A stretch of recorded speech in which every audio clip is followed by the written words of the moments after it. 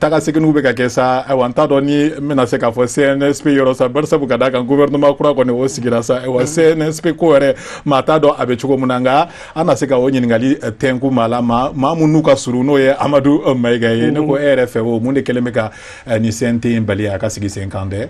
Ok, Monsieur Diarra, i ni baraji ɲininkali na comme an b'a fɔ cogo min tubabukan na je ne suis pas dans le secret des dieux o kɔrɔ ye k'a fɔ ani faamaw tɛ ɲɔgɔn fɛ k'a fɔ k'an bɛ ka kuma kɛ min b'a to mun b'a to a tɛ ka kɛ mais an kɔni ka jateminɛw ye hakilila munumunu ye donc n'i ko k'i ka conseil national de transition sigi sisan f'i ka ordonnance ta parce que légalement et administrativement il faut k'a ka créer donc je pense que u m'olu kɛ fɔlɔ ni olu kɛ fana structure fɛn kan ka don a kɔnɔ parce que Mali structure jɛkulu sigida fɛn bɛ yen bɛɛ kan ka représenter a kɔnɔna na o bɛ komi religieux b'a la société civile b'a la politique mɔgɔw b'a la jɛkulu fɛn bɛ Mali la n'u kɛlen bɛ ka regroupement kɛ u kan ka jɔyɔrɔ dɔ sɔrɔ a kɔnɔ mɔgɔ 100 ani mɔgɔ 21 de kɔnɔ b'a kɔnɔna na donc pour que ka se ka sigi ni côté administratif banna il faut que o mɔgɔ ninnu fana bɛɛ k'a dɔn u ka hakɛ ye jumɛn y'a kɔnɔ parce que comme mɔgɔ 21 don a bɛ tila cogo di mɔgɔ 21 don jɔn bɛ di jumɛn ma mɔgɔ minnu bɛ donna fana critère jumɛn bɛ fixé pour que ka don a kɔnɔna la donc baara min don a ka ca c'est vrai que gouvernement sigili ni fɛn ninnu bɛɛ fana kɛra o ye tiɲɛ ye mais o mɔgɔ fana tun man ca ka nin bɔ gouvernement sigi la an bɛ mɔgɔ 20 ko kuma de la mɔgɔ 25 ko kuma donc nin dun ye mɔgɔ 100 ni kɔ 21 donc o fana organisation fana ni fana gouvernement tɛ kelen parce que ni premier ministre sigira kaban dɔn mandat b'a bolo déjà ka gouvernement mɔgɔ tɔw nommé alors que nin dun ye structure min ye o de bɛna bila assemblée jɔyɔrɔ la donc c'est notre organe législatif donc o jɔyɔrɔ in kɔnɔna la il faut k'a kow bɛɛ ka jateminɛ pour que a ka se ka sigi administrativement ni légalement papier ka k'a la mɔgɔ minnu fana bɛ don a kɔnɔ a ka se ka dɔn quota min bɛ di mɔgɔ structure fɛn kan ka représenter a kɔnɔ o ma o ye kelen ye mɔgɔ minnu bɛ don a la critère minnu fana bɛ fɔ pour que ka se a kɔnɔ olu bɛɛ kan ka dɔn donc ne kɔni ka jate fɛ o de kɛlen bɛ sɔn ka blocage dɔw k'a la i b'a sɔrɔ sigikafɔ ye damu ye donc n'u bɛ sigili de la ka ɲɔgɔn ɲininkali kɛ a ko la ala ko tiɲɛ i n'a sɔrɔ n'a ko b'a kuncɛyɔrɔ la sisan kɔni n'ala sɔnna an bɛ sɔn ka kuma ɲumanw mɛn a tɛmɛ ka jɛ ayiwa an balimaw an b'aw ladɔnniya k'a fɔ ko nɛgɛjuru o b'an bolo i bɛna fɔ kari o kari sa an na se ka ala bila o ye sa n'an ye dɔɔni baro fɔlɔ an na se ka heure kelen ɲɔgɔn kɛ baro la heure kelen yɛrɛ ka jan sa an ka kɛ 45 minutes ye sa an b'o baro an n'an ka maa welelenw n'o bɔra yen nɔ an bɛ sɔrɔ ka nɛgɛjuru labila aw na se ka aw hakilinata fɔ nin babuba fila ninnu kan nɛgɛjuru fɔlɔ o ye 20 74 09 17 ye nɛgɛjuru filanan o ye 99 86 10 10 ye an b'an ɲɛsin Nabu Masa Nabu e yɛrɛ fɛ o mun de kɛlen bɛ ka nin CNT Mayi bɔra k'a fɔ a ka babu kɔnɔ sa assemblée bi sigi in sa maa 121 de kan ka u yɛrɛ sɔrɔ a kɔnɔ sa aw mun ye an balakaw ye sa yɔrɔ an bɛ y'a ye k'a fɔ ko gouvernement sigilen maa 25 ayiwa musolakaw jɔyɔrɔ ma bɔ a kɔnɔ ten kosɛbɛ ayiwa Zenata aw na se ka bɔ ka taa bɔlɔ minɛ tuguni ni musolakaw n'an balakaw jɔyɔrɔ ma matarafa a kɔnɔ ten kosɛbɛ wa. Ok.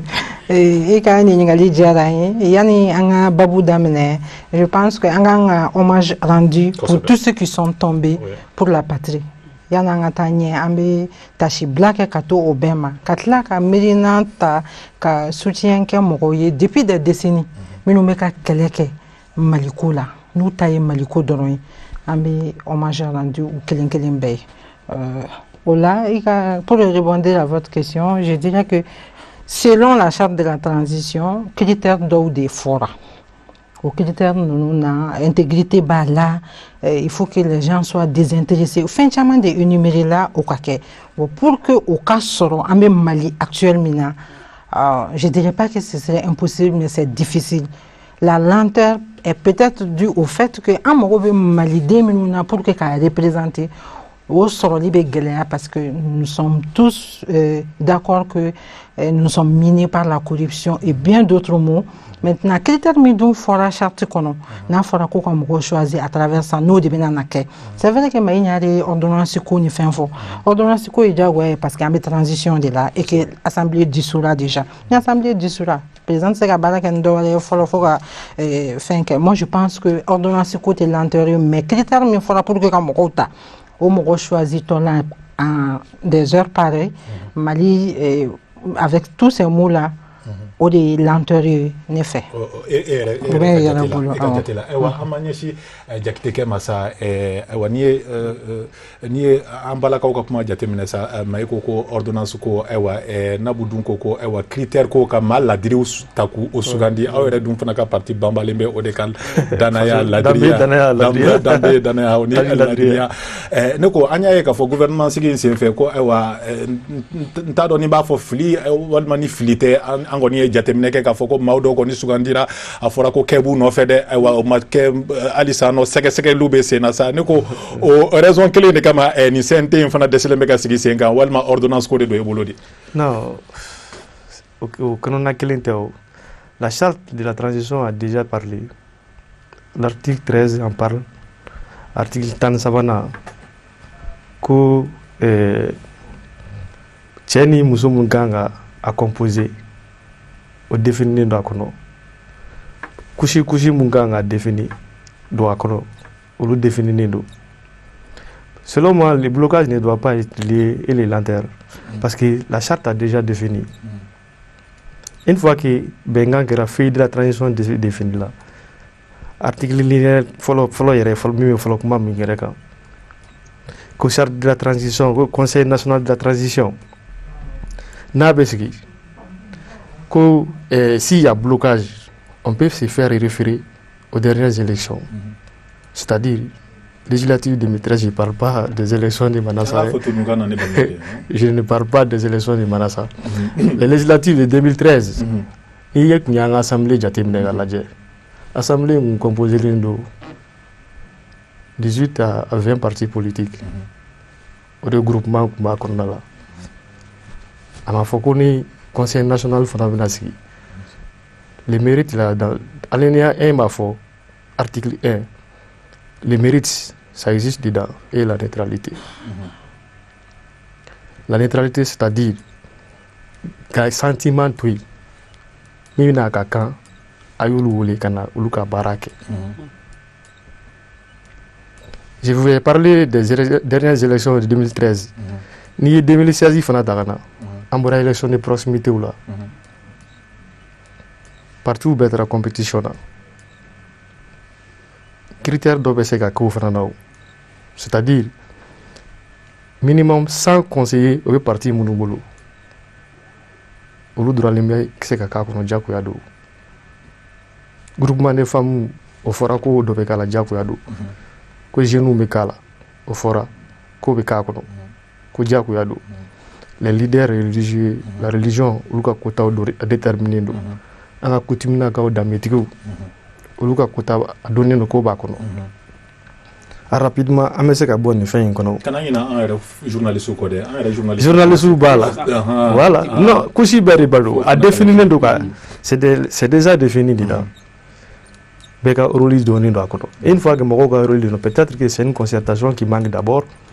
Il faut mettre ces organes-là ensemble. Pour que d'abord ces gars là, ni acteurs ou yenyorosro, kakumake, fait de routine. Au tracé de Kaba, baby, ok, au Famiana, si ça n'a pas Mega Kemasa, Amadou, Agnafo, Babou, Lassa, Auni,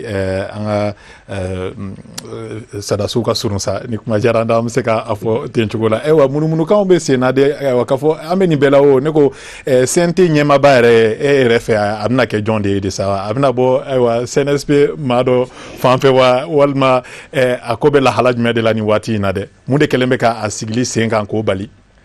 D'accord, ñani nga ndadu kuma la me seginka malien bela jelen fo kuray ka sentinelle du Mali no ne ga regroupement dont je suis le porte-parole ka coordinateur général la attendu un bela jelen fo CNSP mo munu yi Mali délivré le 18 août passé sous l'égide de Assimi, du colonel Assimi Goïta ko fo u ka Mali libération na ka fo alsa Malion buko wa nga danaya buka il y a question ka jabi ni ya dane clément en ma sentinelle kono en ma fo ka di maliki jawma angana kuma ke ka musalaka quoi mo munu jera ka Mali libérer les 18 abe chamambe non fambaula les têtes pensantes au lieu de la gouvernement kono mumbe nama do gouvernement kono o Maliki Diaw le colonel Maliki Diaw aka quand pour son geste patriotique qui a conduit à la libération du pays Sente Nyemoya Kadama Maintenant, au-delà de ça, mon année va y a CNT ɲɛmɔgɔya ka d'a ma. Conséquence jumɛn b'a la, conséquence foyi t'a la. Avantage jumɛn b'a la, avantage min b'a la, o de ye k'a fɔ sɔrɔdasiw minnu ye nin fanga in ta tantɔ ka na mun nana ni président ka démissionner an ka ɲɔgɔndanw bɔ la u kan ka couvert k'u fɛnɛ u jɔyɔrɔ u ye mun kɛ nin ye k'a dɔw ye parce que carrière militaire foyi tɛ ninnu ye bilen. Ils ont maintenant l'obligation d'aller maintenant vers une carrière politique pour qu'ils se voient jamana dɛmɛ ni u ye kɛlɛ kalan mun kɛ k'o dɔnniya bila jamana ka service kan. Donc transition in kɔnɔna la a ka kan ka transition in ɲɛmɔgɔya d'u ma yaasa an ye papier fɛn fɛn baara fɛn fɛn kɛ charte kɔnɔ n'o ye k'a fɔ an bɛ fɛ axe ba wɔɔrɔ mun taara baara ka k'u kan k'a ɲɛmɔgɔya d'u ma parce que bi bɛn bɛ olu ani kɛlɛya bɛ olu dɔrɔn de ka yɔrɔ la n'i ye politique mɔgɔw ta bi k'a fɔ k'i bɛ CNT ɲɛmɔgɔya ta ka d'u ma a ɲɔgɔn kankari tɛ bɔ foyi fɛ n'i k'i bɛ société civile ta bi ka CNT ɲɛmɔgɔya d'u ma a ɲɔgɔn kankari tɛ bɔ foyi fɛ association ni minnu bɛ yen nɔ kɔni n'en parlons même pas donc il est impératif que pour que aller vite an ka ɲɔgɔn bɔ a la ka CNT ɲɛmɔgɔya ta k'a di colonel Maliki Diaw ma o y'anw ka position ye wa an b'o position défend fɛnɛ CNT fɛnɛ k'a fɔ ko blocage bɛ yen il y a pas de blocage mais mun a dɛsɛlen bɛ ka sigi non a tɛ ka dɛsɛ ka sigi parce que munna PRVM fasoko bɔra k'a fɔ sisan ani mai ninnu baara dɔw de bɛ yen nɔ an ye minnu fɔ CICB kɔnɔ minnu bɛ assise la olu b'a dɔn olu de kan ka ɲɛɲini ka don a kɔnɔna la maintenant n'o bɛ kɛ a tɛ taa ɲininkali a tɛ taa ka mɔgɔw rencontrer ka mɔgɔw dɔn parce que bi Mali la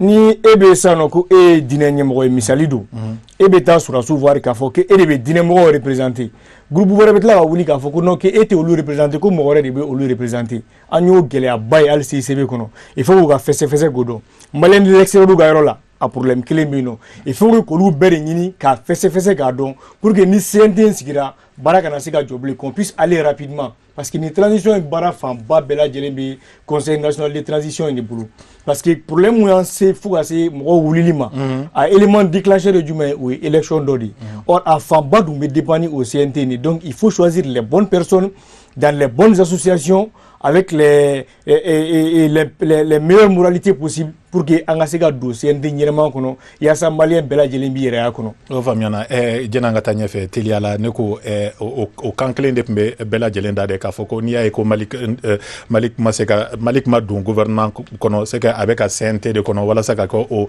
ɲɛmaa ye ne ko nin tɛna k'a siɲɛ gale ye hali n'o y'a sɔrɔ c'est un contexte exceptionnel nin tɛna k'a siɲɛ gale ye k'a fɔ ko finitigi ka se ka sigi ni an ka nin organe ba in k'o ɲɛmaaya ka i sigi o kɔnɔ.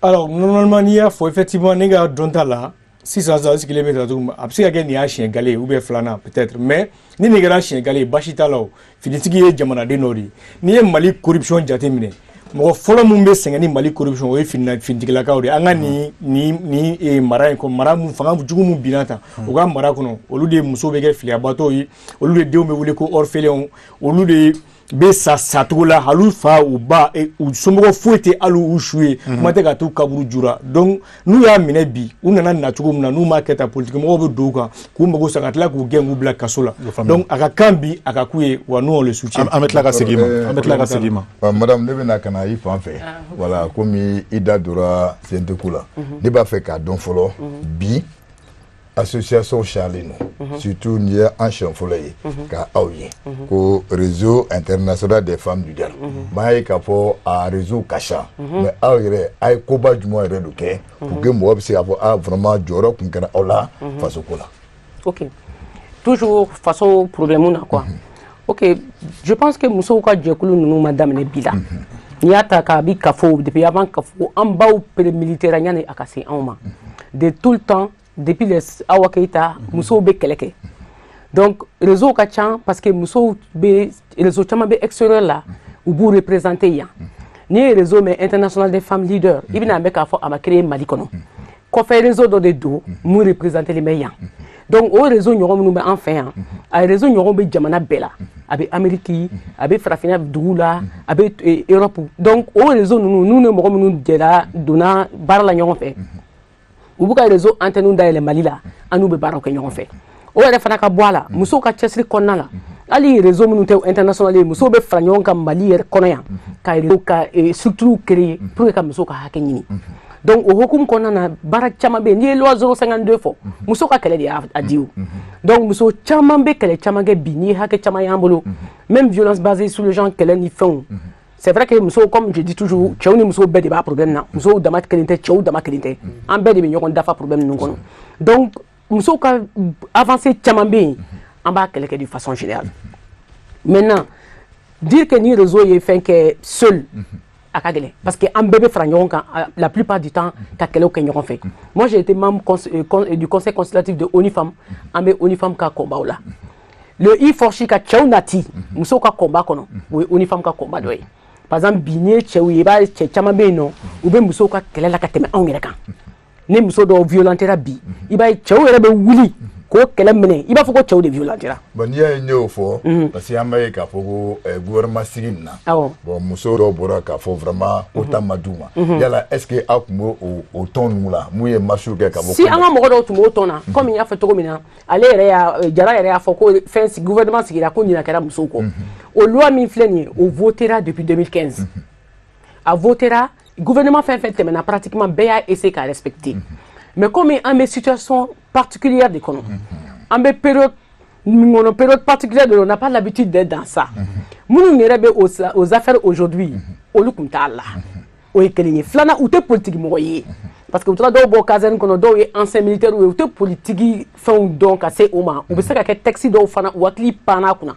parce que nous dans le gouvernement kono jekulu de toujours mo dit bon ne jekulu mo do dit na mana bem soma ou kota koyi a pani be so hakilika mais akaka ne o pani suku kera anga wuli ka se autorité ou ma ka nyefuyi parce que na ma nyefoke ne do be ko kofe ne pani kera antna se ka foko nyinai parce que antara o de ato mo wula ka ta premier ministre fe kata ne gafe ka dama ka nyefoye anga jamana maralawo est ce que uba do ko loi benwa na uta don ana ne loi e ka da awma ka aw kuna funi d'accord mais les 121 mou na fani yala RF c'est ça aba fe ko jolo kanga di awrema bon on te sait ko hake fo parce que musoko te jamana ko de do ati ko mi muso do robe jamana fana kono quoi an ko ni nga jete la comment ya fa choko mina 30% de musoko kotai maintenant 30% a ka foka be bo société civile d'économie pratiquement madame ma commence politique pas association politique de là donc 30% ya be politique mo là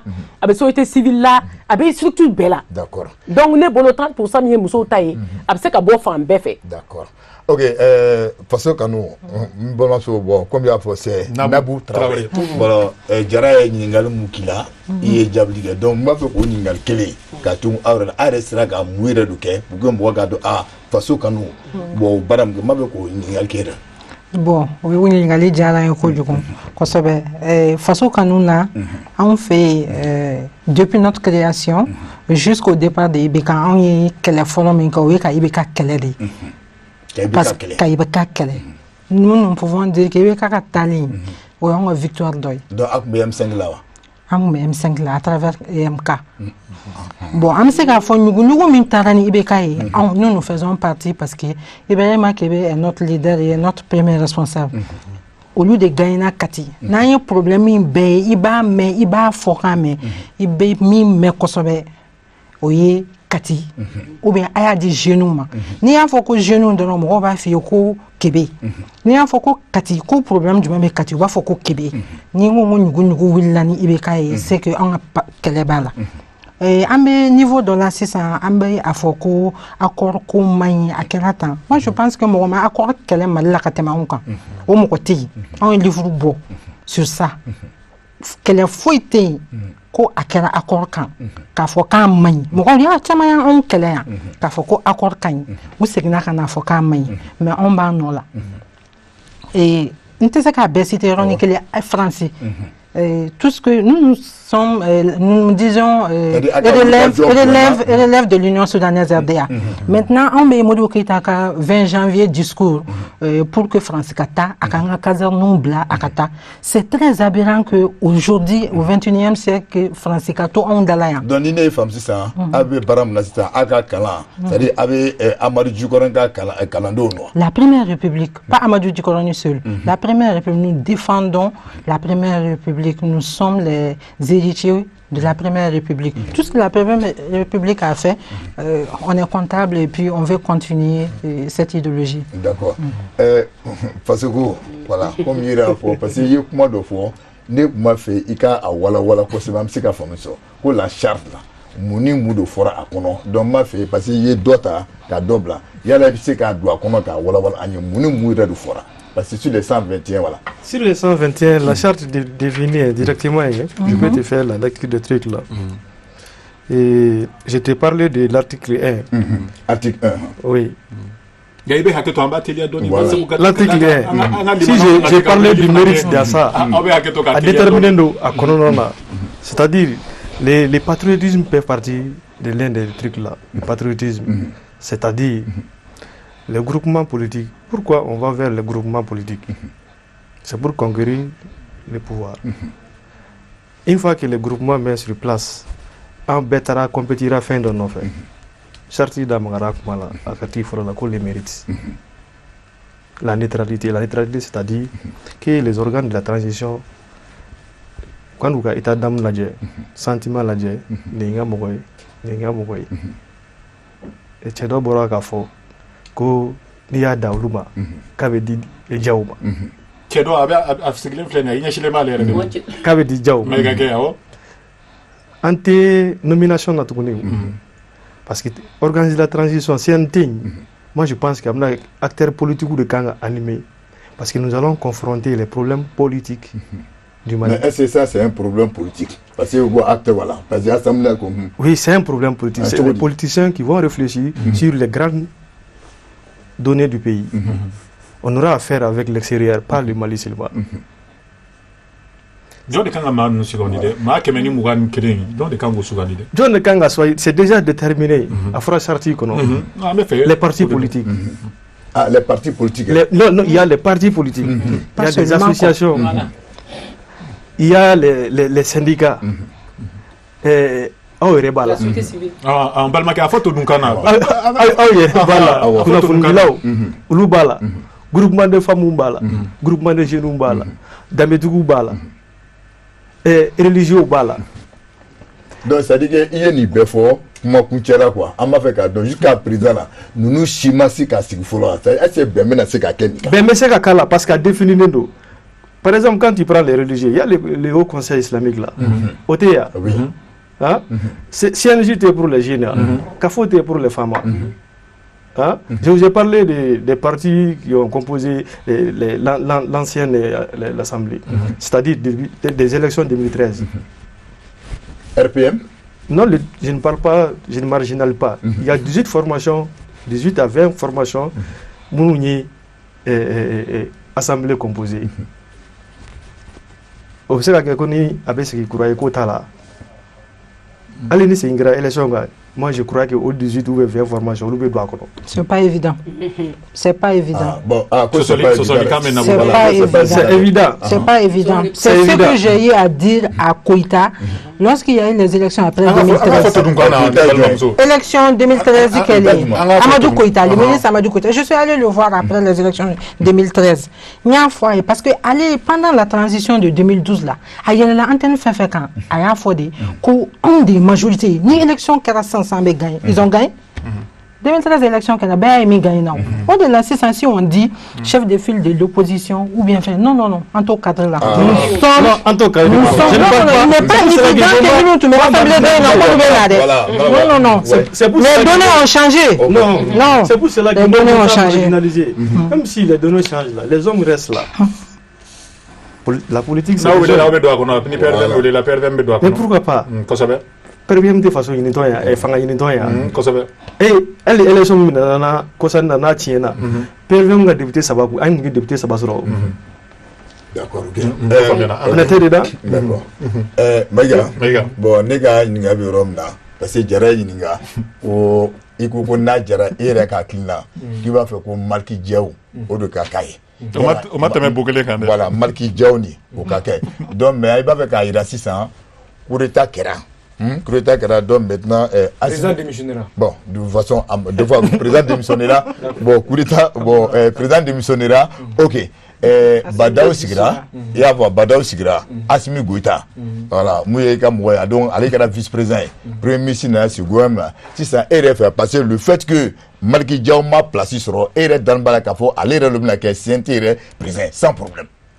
D'accord, ɲani ko jaabi n bɛna Jakite ka kuma dɔ la tile n tɔgɔ tɛ cɛ dɔ mais n tɔgɔ Mayiga Amadu Mayiga kosɛbɛ donc voilà maintenant sisan a ye kuma dɔ fɔ a ka kuma kɔnɔ non o tun y'an parenthèse ye n bɛ ka kuma min la tile o n'o tɛ kelen ye a ko ko politiciens ko c'est les politiciens qui vont réfléchir a y'a fɔ ten c'est à dire que olu ka fiɲɛ o de bɛ ne ni politique mɔgɔw cɛ olu bolo olu kelen de hakili bɛ tourner mais ni an bɛ dingɛ o dingɛ kɔnɔ bi n'i y'a mɛn sɔrɔdasiw bɛ fanga la bi ça veut dire que politique mɔgɔw de y'an se o dingɛ kɔnɔ an y'o fɔ ko Moribo olu minnu y'an mɔkɛw ye olu ye jamana in se indépendance ma Musa ka mɔgɔw nana an faw nana ko démocratie kɛlɛ ka fɛn bɛɛ kɛ ka Musa gɛn o tun kan ka jamana sɔrɔ sinsinberew n'a kalanko ɲɛnabɔ olu de dɛsɛra ils ont lamentablement échoué an bɛ tilenko de f'u ye n'u kan ka bɔ ka yafa de dili maliyɛnw fɛ k'a fɔ maliyɛnw a ye yafa ma an filila an y'a ɲini cogo min a ma ten an ta kɛra an yɛrɛ ɲini de bon olu b'o kɛlɛ de la quoi tu peux pas dire que politique mɔgɔw bɛ réfléchir non u tɛ se ka réfléchir ka tɛmɛ société civile kan u tɛ se ka réfléchir ka tɛmɛ association kan u tɛ se ka réfléchir ka tɛmɛ école maître kan non pas du tout adamaden an bɛɛ lajɛlen de kelen mais Mali yɛrɛ ko ko société civile yɛrɛ tɛ yɛrɛ parce que non société civile politique bɛ o mais par exemple moi je peux me réclamer par exemple ne bɛ se k'a fɔ n bɛ société civile la misali don sentinelle tɔgɔ la mais i b'aw ni politique mɔgɔw bila sanzara kɔnɔ k'an ka production scientifique kɛ an bɛ bɔ ni papier mun i b'a sɔrɔ jamana ka nafa sɔrɔ sira b'a la mais n'i y'a di olu ma u b'u yɛrɛ de ka nafa ɲini maliyɛn kelen bɛ ka politique ta ka bila an yɛrɛ ka nafa de kama fanga sɔrɔ e ko nafa ɲini cogo di donc maintenant n'o bɔra ni a bɔra ni papier mun ye olu ta a fɛɛrɛ n'o fɛn bɛɛ e bɛ se ka fɔ ko olu ka fɛɛrɛ ne ma se k'o dɔ de fɔ non nous on va sortir an bɛ bɔ ni papier mun bɛ jamana yiriwali siraw de tagama yɔrɔ yira k'a sɔrɔ politique kɛlɛ mɔgɔ kelen kunkanko kɛlɛ tɛ mais politique mɔgɔw olu ta ye u yɛrɛ ka kɛlɛ kunkanko ko de yaasa u bɛ tɔn min kɔnɔ u tɛ ɲɛmɔgɔ u ka se ka fanga sɔrɔ n'o ye fanga sɔrɔ sa olu yɛrɛ diliw bɛ sinsin an bɛ bɔ o yɔrɔ kɔnɔ maintenant ka na Maliki Diaw ka yɔrɔ la Maliki Diaw ka yɔrɔ n y'a fɔ parce que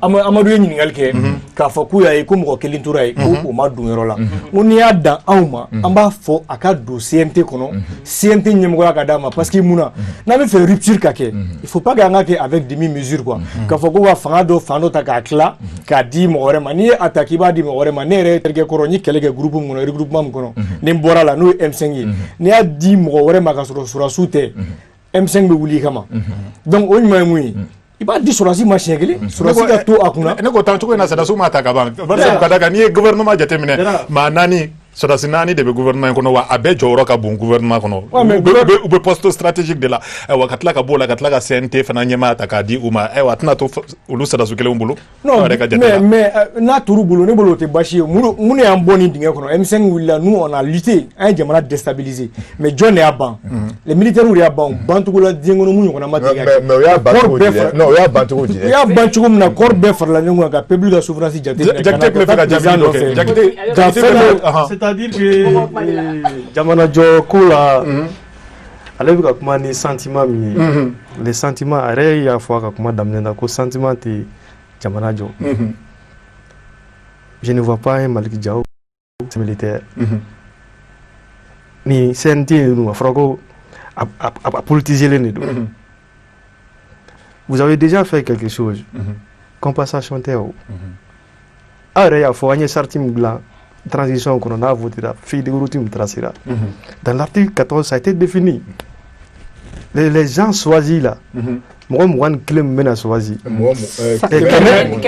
Ani moi, clé mène choisi. Où le présent élu entre eux, ça passe par les voies négociatives entre les politiciens. On ne choisit pas. Malgré Diaw c'est qu'à choisir. Peut-être que dans leur entendement. Nous, on appelle ça la propagande politique. Non, voilà. Attendez, je viens. Il faut bien. Comme madame, adversaire ou diable, n'a qu'à nier, on n'est pas dans ça. Gâteau Clali. Non, excusez-moi, ma femme. Je vous en prie, compensation Théo. c'est une question de capacité. C'est une question de capacité intellectuelle. capacité politique voilà, mais à capacité politique là. Moi, on va comment donner que ni amé ansela ni maka ibika boui. On nous échec de do. C'est l'échec de la classe politique. Classe politique échec de malika boya. Mais ibika boya, mina le sura souffé. Ou ya que tu vas la moufo. Non. Sadasu kilema ibeka la. Non, j'arrive. Mais surasu ni jamana doni farla nyonga ka akeleke. Mais surasu de akunche. Il va faut ya fo chugamna. Jamana ko do nga bara we o de kunche. Maintenant ou ya kunche parce que surasi do ka fo ka manga blako do la. Ou ya ke chugola munye na. Militaire nous réfléchit à la vitesse de la lumière. En politique on réfléchit à la vitesse du son ou à la vitesse de leur pas. Bon on ponye a tese gagner fanga a tien fo quoi. Pourquoi Maliki Diaw tese gake c'est comment na bubulo Maïga, s'il vous plaît, Ebeka tire trop sur les hommes politiques.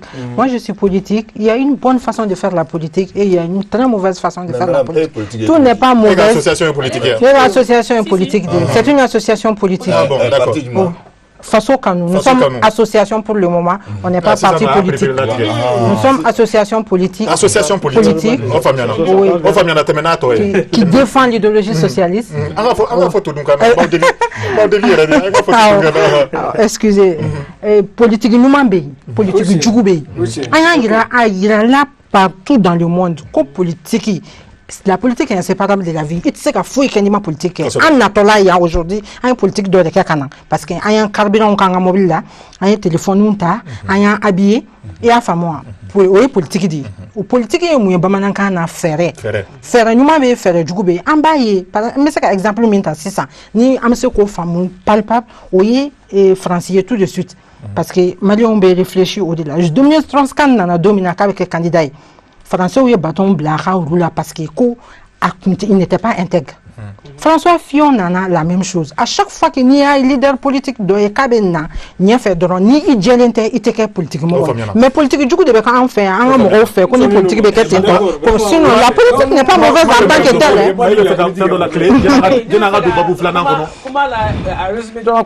Et puis quand la clé c'est que un résultat mon qu'on y en sait en dans la cafo ko en bête des résultats d'eau. Mais politiquement, il faut qu'on soit clair là-dessus. Il ne faut pas qu'on ait essayé qu'un sentiment que nous ayons, joué que nous ayons. En bête du mal. En bête à Tchena, en bête siglingana, politiquement, au Canada, ou à Renka, à Tchena, en bête siglingana. Mais Jamana Kalfara Mouna, nous, au lieu de qu'on t'ait affaire ou là, ou t'as qu'à jouer en taille. Non, son nom a avancé. On a avancé, il y a un minka. C'est que quand Mirika faut quand même Jamana Jo.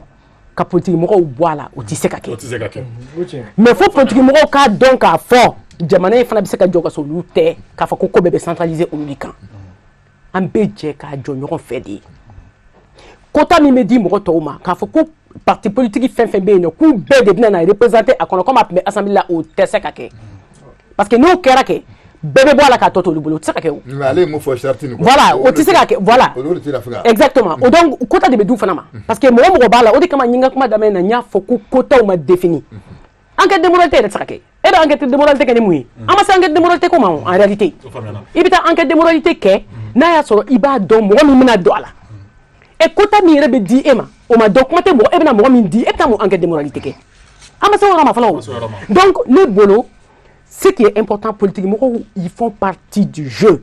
Anti-ce qu'à son politiquement au Djeli. Maintenant, en bas que les politiquement, il y a quota de dit ou comme quota de dit ben machoumi. Il faut bien représenter à Kono. Parce que avec la loi nous faut texte nous a révisé. Texte nous révisé dans quel but? C'est dans le but de faire des élections. N'a dit la politique moro da mama. Ou ta texte nous que ou c'est qu'à misali do ma fokuba ke. Ou c'est qu'à ou il a intérêt là. On dit kama bekanga douala kewo muso wo société civile wo handicapé wo presse wo mo suku fefe no bdb douala pour avoir un œil dessus parce que nous maké notre politique mo dans ma bolo ne texte comme texte bito comme on s'est retrouvé avec des gens qui ont trop de pouvoir ne pouvons pas concentrer là parce que à rouage ou donc donc en belle bala amedo babu flana kono sanga réalisateur be ka fon na ko wakati be ka ta amedo flana kono babu flana jene anga nege juru blasa wala sanga limana fana na seku hakina ta fana abi babu nunu ka babu flana nya fo chugo na madame nela abe aywa farabugu de kansa jene anga se farabugu rema anya e ka fo dogo kun damnela aywa bambara chuye bingani wale do kesa munu chejugara kosobe ambe ni kenen kan katashi blake ka nyeshi mogo nin tora ni attaque na katashi blake umaka foko alaku udaro ko osmaya ewa sokura abeba kalama ka foko ewa ma tan kele nyokona ewa uluni ambonela attaque do o senfe ewa anga sada suwere ka chedon do tora la ewa ma jugunu nu ere fana ma tan saba nyokona tora la o kera sokura o kofere anga gouvernement ewa tli saba sangasi décrété avec Fomuma Nazarakana de national ewa anyeba la kafoko fana senfe farabu okoni ofleni segure segu région na ewa abansran kumbo village mundu kachani dogo kunkelen sisano mate do mate bo ube mogo jugu bolola ewa neko munde beseka na ni fere joli mun beseka ni village délivrer kabo nunu mogo jugu bolo RF mai. Ok, merci beaucoup Jara. Ne bolo ame tasibla ke mun ni to ala. Parce que accrochage flani ça va bekera mo chama sara. Ambe do donge ala ko hine, ala ko darosma. Ala ka problème nous suma. Mais au damate depuis attaquer depuis problème nous damena mali kono mo chama ni to ala. Mo chama vraiment akaimbi anga sigi ka jate boko sebe. Parce que ni ya la guerre même dernière information na do ba foko problème de ravitaillement de do accès man do ba foko non prise d'otage yo mo do ye dugu encerclé de mo tseka do mo tseka bon mais ni we vidéo mun bla ali bi Facebook kan pour min be dugu relier to la yo de kari donc ni pont kari ravitaillement ni mo be mo ten sawo ali na afra ki be boy yere ma ali ne mo do jointe kan ne marfa ki kono itna seka bon donc a kembe gele ya bele ye moko chama ne be non ni ko dumunu nu ko fon bana dumuni était sur place donc vraiment à quand autorité au cas ali bi ou concentrer sécurité parce que en bas donc transition en réa fort le Mali est dans une situation spécifique tient à chantier au kachan tient à problème au kachan ko chama da ele no ameka ni informer problème chama ne bubolo mais amu deli awo ku deli awo ou ka sécurité bla au cœur de leurs préoccupations. Yoro folo ambe mba foko lakana balia nyonyo nembe nori enfant de fenga sisa no anga chamanti enfant ewa segu koni bamakode isira bamakode bora segu dro isira bamakode neko ni sera ka ke chuku mekanga anya mbolo dengoni nyeshi ibeka ma problème muna ko ka foko lakana balia inde kunyenyo na aleka watila ewa transition mbesena ewa ulu sigili ni 600 ninkera ewa segu ere abseka nyefo chuko dime ebulu akagelele ndeko bolo nete explication si soit là parce que je me dis que ou quoi explication na même RFI kan ou welelike ou wele ko kubini usekuri ou chamana ou ba ko kubini usekuri utina donc il peut expliquer question chama poser yere ko muna utina muna nga autorité ou tin est-ce que une équipe donne na militaire donne na kana ou pumbe dala ou tu sais ka don ali don so munu me no ko ubeka jate ne nutina na marfata nous et marfata tna ke carnage wa donc so d'entrée voilà nous don so et marfata est-ce que tna ke nyoko fakai est-ce que on na mo nu kishi nous ka chanko jugune don so ye est-ce que ou la maintenant na keleke ka tout befa d'accord madame ne ba ba wanabo mabe ko nyinga kelenge comme il ga kuma sin fait et kuma directido mais ni bise ka famille chukoti bi meta RF fere dmelo kanga chigenina bon c'est ça même il faut que sécurité quoi c'est la préoccupation la canaille anga la nini folo de akanga ke au centre de préoccupation de la transition aussi comme Maïgabe Anab c'est kanga kuma là c'est au de kanga ke la priorité des priorités parce que au jour d'aujourd'hui il y a des années où école te cassé kake fin te cassé kake sénat te cassé kake et va bagamara teo foro la ibitika foro la chukodi ni ka sécurité sabatilente école to be ka chukodi la kana sabatilente et pour dans mode que ta yo de fo ko on n'est jamais mieux servi que lorsqu'on est sécurisé par soi, défendu par soi, noté. Mais est-ce que les 206 personnes blali est-ce que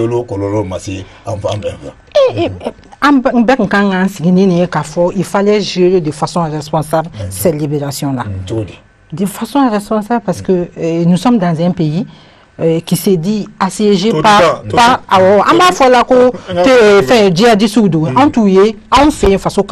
au niveau des façons qu'on a entouillé ko djihadistes parce que djihadistes ou bien na yorola yorominoté islamé déjà Mali là islamé en kokuma tseka fa à 100% mais djihadistes terroristes de terrorisme beba donc à centre béron du man tseka fa mo ka fa ko oni na no fe mo bébé Mali ça fait des années ko alissa Mali occupé l'Indo. Et puis, comment doit faire encore au nord, au centre. J'aimerais bien que voilà. J'aimerais bien qu'il y ait 5e région ou bien dans la région de Ségou. Sinon, au Benani, dislocation, maintenant, il y a mis préoccupation bas de dos parce qu'en fait, il y a Ségou encore. Ségou n'est pas mon joli. Ou c'est là que bon, nous libérer là. À la disson, nous fin bala. Comment on appelle Grand Bassam Bala, même il y a Cappuccino Bala, ou Bala, ni Koki Bokumatura de l'anima de Fiman Gassila de Djeman Gassila, mais vraiment, c'était pas la manière. La Sana, Kunafunu ya Jiraka Foko, Ewa, Anga armée connaissera à 10 km de Farabou, comme Maya Faga Mala, Rababu Kono, village Nkoni Menendo.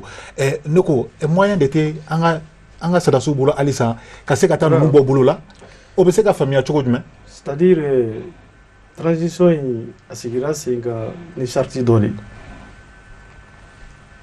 Mais quand Mindo Fana accompagnera là,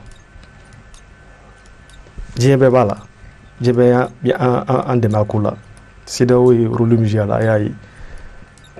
Les autorités de la transition, dans l'article 2, parlaient, les premières missions assignées de l'autorité de la transition, c'est de rétablir le rétablissement et le renforcement de la sécurité sur l'ensemble du territoire. Déliter, rôle de dos à quai.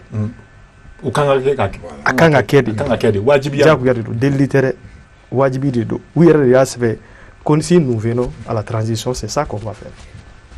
Fait des routines tracées. Pour niquer les carla, car liaison ticket, du coup, flâner n'y a j'ai une militaire théa. Allez. Au TC, qu'un rétablissement rapidement. Et Assimi Goïta. Transition qu'on a malin benja du Waka, tout vice-président la Pouille Menkama. A rôle follow du mai. C'est d'assurer. La Kana Sabati, a d'adofo. La Kana Sabati, Amba Sabati. A placité bureau corona placé. À la date d'aujourd'hui, on a basé quand on a centré de la sa. La garnison là. Assimi Goïta au Kata. Vous placez bien parce que c'est des grands stratèges. Selon Malien Bessona et Chouabina. Il m'a dit son les potages ou faire nous là. Assimi Goïta c'est lui qui commandait. A ka servi la forêt. Nord là. On va faire que l'armée c'est la grande bouche maintenant. Mais est-ce que avec Moufrani, est-ce que tu fais dans le Tigara pour ne pas que bon ni Bestina Koda. Est-ce que Gouno de l'autre laboratoire.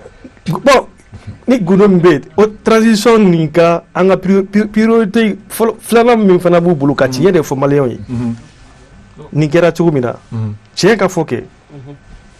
Peut-être effleure quand même font si ni code ou j'ai des cache-cache théo. Ni code ou c'est comme tu avec armée code ou va faire ah armée code là ils ont prêté serment Kubana Canada on a comment en contana oui action nous poser bien vraiment ça va ça ne vaut pas mais un mois encore ni nana ke kunmena peut-être place comment au début c'est là. Je suis vice-président, en Bessonama et défensif. Akina, et Foma, en sona, Iko qui veut en la cana, qui veut y jonodi. Ni manga ke kaletui. politique sera fait on ko awere ka jatela on ya atletan ça avec atletan kelen sam se ka fo wa Sophie Petronin on Ismaïla on italien flanunu wa ulu blala wa musaka munu donala abe milliard bossa katla ka mo keme flani ko bla nako o kololo jugu de te ka samani wati bon et François Hollande y a fait la déclaration ils disent que les autorités de la transition vont assumer. D'accord. Les libérés là, ils vont assumer. François Hollande. L'ancien président de la France.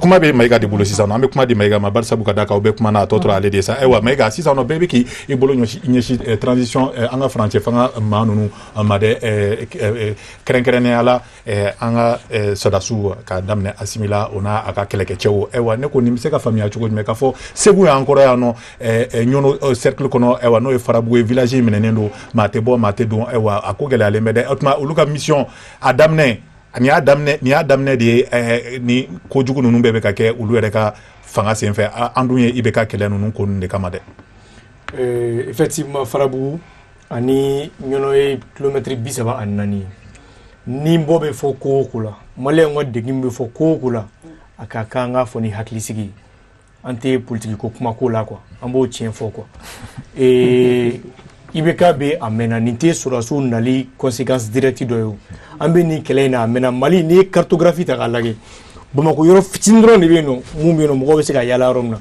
sino jamana munda masaru bu anga dugulano yoro bade fo ka fo ku mo ko na senore militaire punda jakte te mundo meno de fay yoro sabadi be niveau saba il y a le niveau stratégique il y a le niveau tactique et puis il y a le niveau opérationnel niveau stratégique là politiquement munga ka ke siga konu nyina bo obi fo tactique fene la sira munga wala kuma do fo o tien génie rola wala sa sira ga siga du aka siga ke obi fo maintenant et tactique rola ka risque étudier yasa ame dun chuko diga sura ama su chamambo obi ke maintenant génie les amu bina mais oui génie détruire ka a sans be absorber ka bola kana ni marché opérateur économique et doyi munu ne be poni fond begla ka bebo armée bulu équipement munuga di armée maga poni sira la yala sani ko nyona ke ateo les autorités de la transition là ou tu sais que gringa na drone comme par magie ka gringa bebo ka diu avec dondon de jume on munu malé ambu deme doué encercler la magne ça fait 2000 déplacés mako kalama kosobe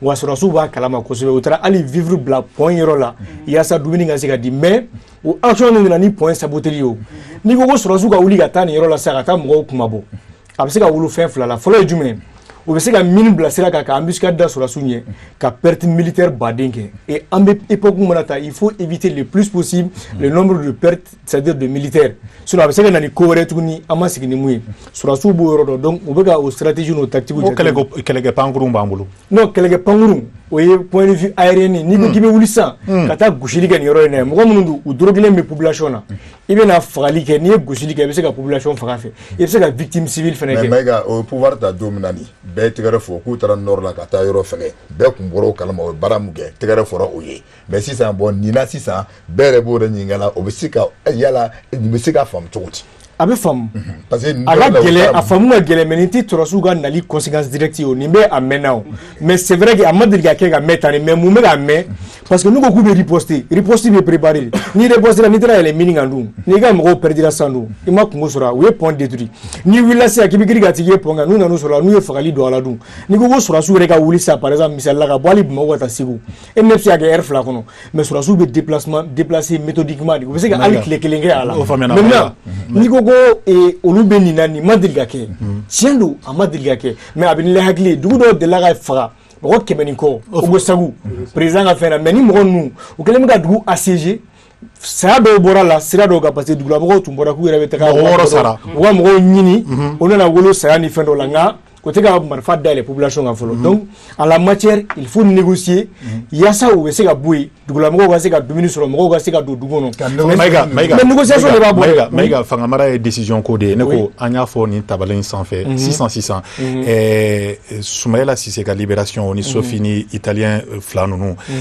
Soumaïla koni ali kari temene anya ake anga babu re ni kenenka mo chama weleli ke ibeka a négociation d'amener na nga anga fanga frontière fanga nyama nunu ulude a kunche ne ko ka décision ta ka maa 200 libéré ne ko o kɔlɔlɔ de tɛ nin ye ya o tɛ décision jugu dɔ ye président kɔrɔ a bɛ fo nin na a ye Soumaïla ka libération baara daminɛ Malien an ka tiɲɛ fɔ mɔgɔw b'u pan a kunna mais le mérite lui revient hali ni ninnu y'a kuncɛ mɔgɔ 100 dɔɔni de labilala Mali la a tɔw bɔra an kɛrɛfɛ duguw la a conséquence directive wala mun na o tɛ nin attaque o tɛ nin ville assiégée mais o ye attaque min kɛra dans le cercle de Bankas ni civil militaire dɔ ni fɛn dɔ bɔra la ni Yad Agali a revendiqué a kɛra wa a juguyara o de la don o don ni ne bɛ kuma n b'a fɔ Soumaïla mɔgɔw ye u ka sabali u ka ji k'u ka bidon na munna mun kɛra Soumaïla ye a ma deli ka kɛ malien foyi ye fɔlɔ Mali ka juru de bɛ Soumaïla la bi o kan ka kɛ sabalibaga ye de ka politique to yen ka jamana dɛmɛ yaasa jamana bɛ bɔ nin dingɛ kɔnɔ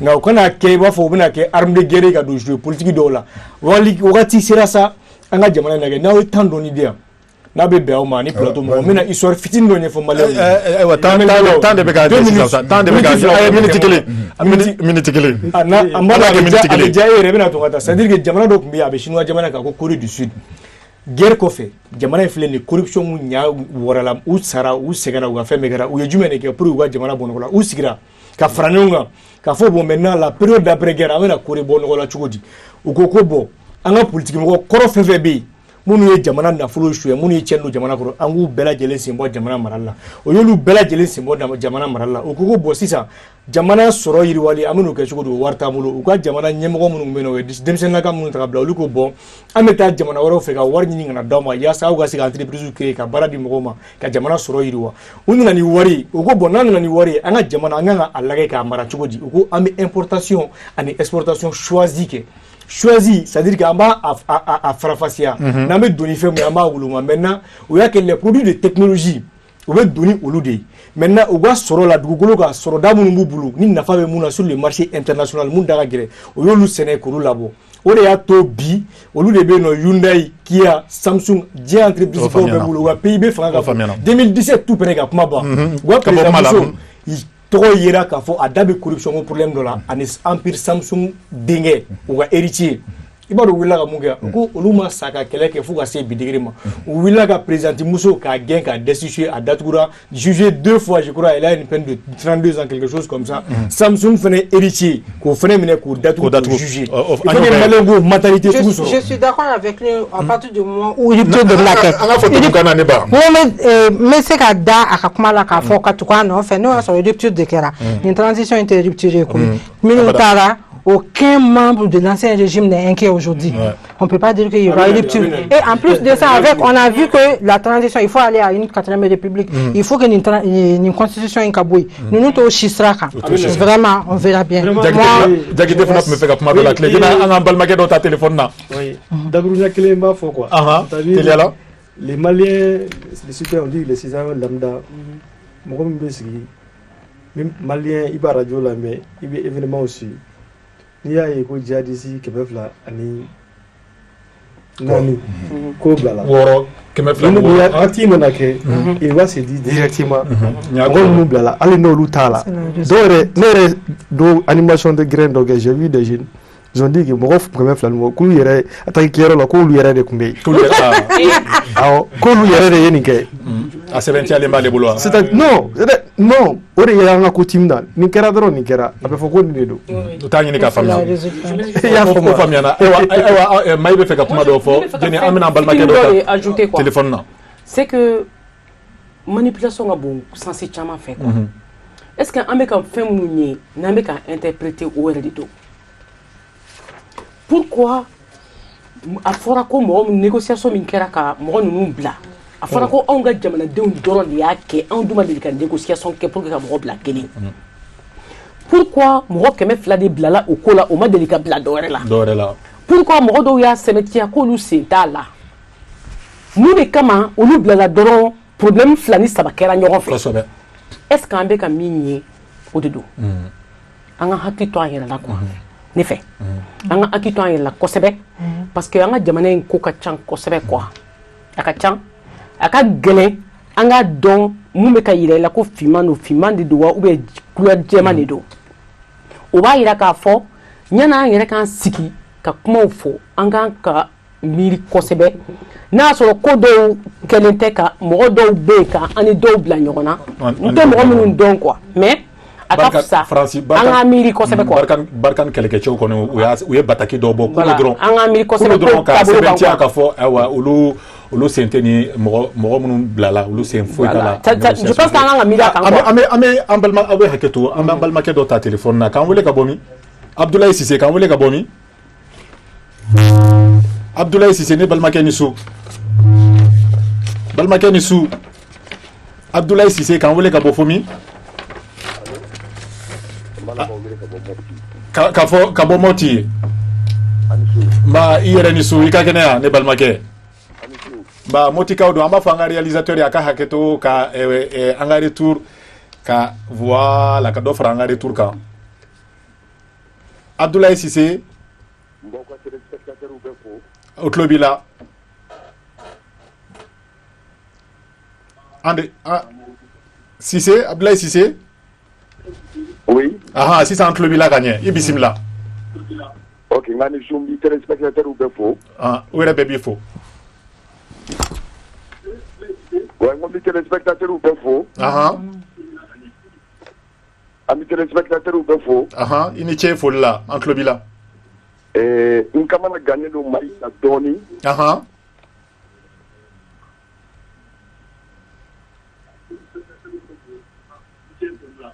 Cissé amina fo angali kabo OK sisa mai ga tumbe M5 la men la kai sisa ta le tara yere soro su ka supporter yala Jean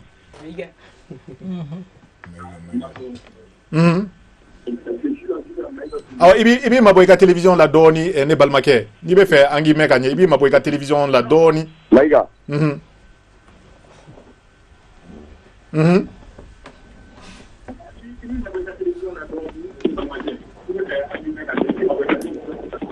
aha 6 ans Antlobila gagné 6 ans Antlobila kosobe Antlobila kosobe ready ne balmake temenay allo temenay Antlobila 6 ans gagné OK mon kamana gagné do mai ambalmake mai ga doni Antlobila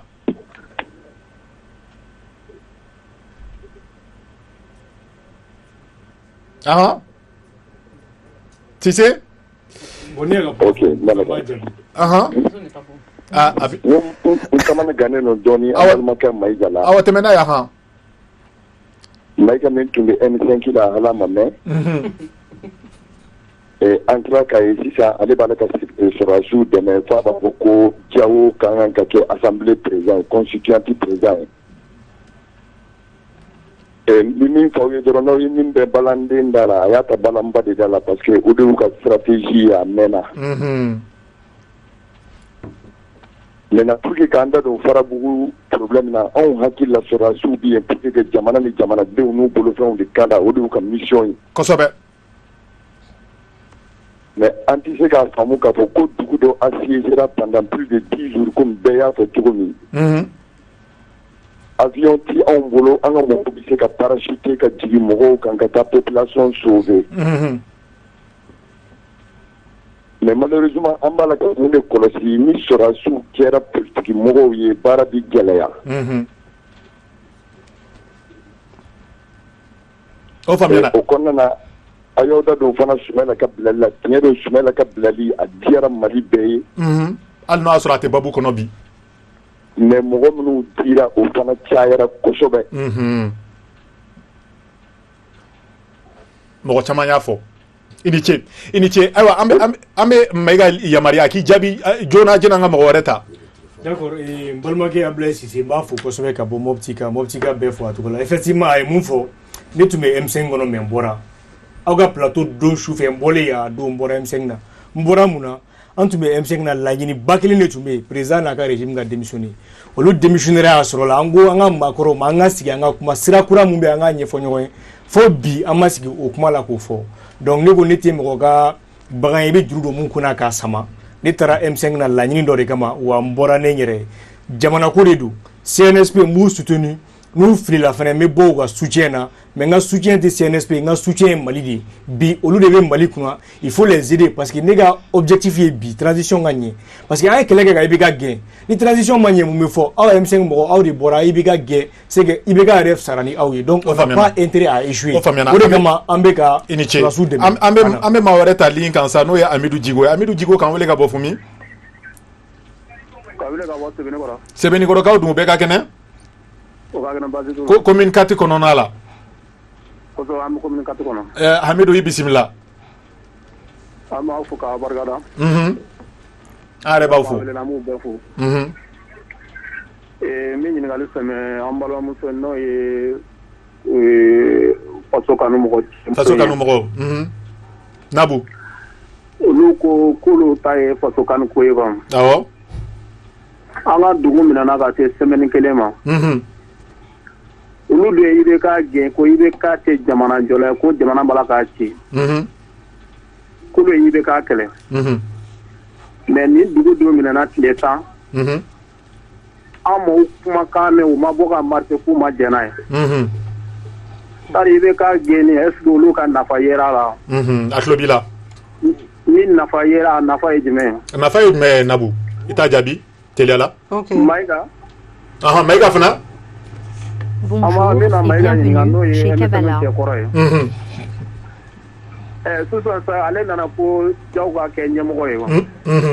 CNT dalur jumɛn de b'a bolo ko ni jaw nana Mali la ko assemblée mɔgɔ min bɛ sigi ko jamana ba bɛ sigi ko dalur jumɛn de b'a bolo o bɔlen kɔfɛ mun ye ani N5 fara ka bɔ ɲɔgɔn na an ka faso ko lasigiden min filɛ nin ye fɛ an bɛ faso ko cɛ ɲininka o faso ko cɛ fana ɲininkali b'i bolo k'a sɛmɛ bɛɛ la sa kɛ ale ka olu ye faso ko tɔndenw de ye kɔ i bɛ ka bin na tari olu kun bɛ i bɛ ka binbagaw dɛmɛbagaw de ye tari olu ka hakilila i bɛ ka kun kana ta fiyewu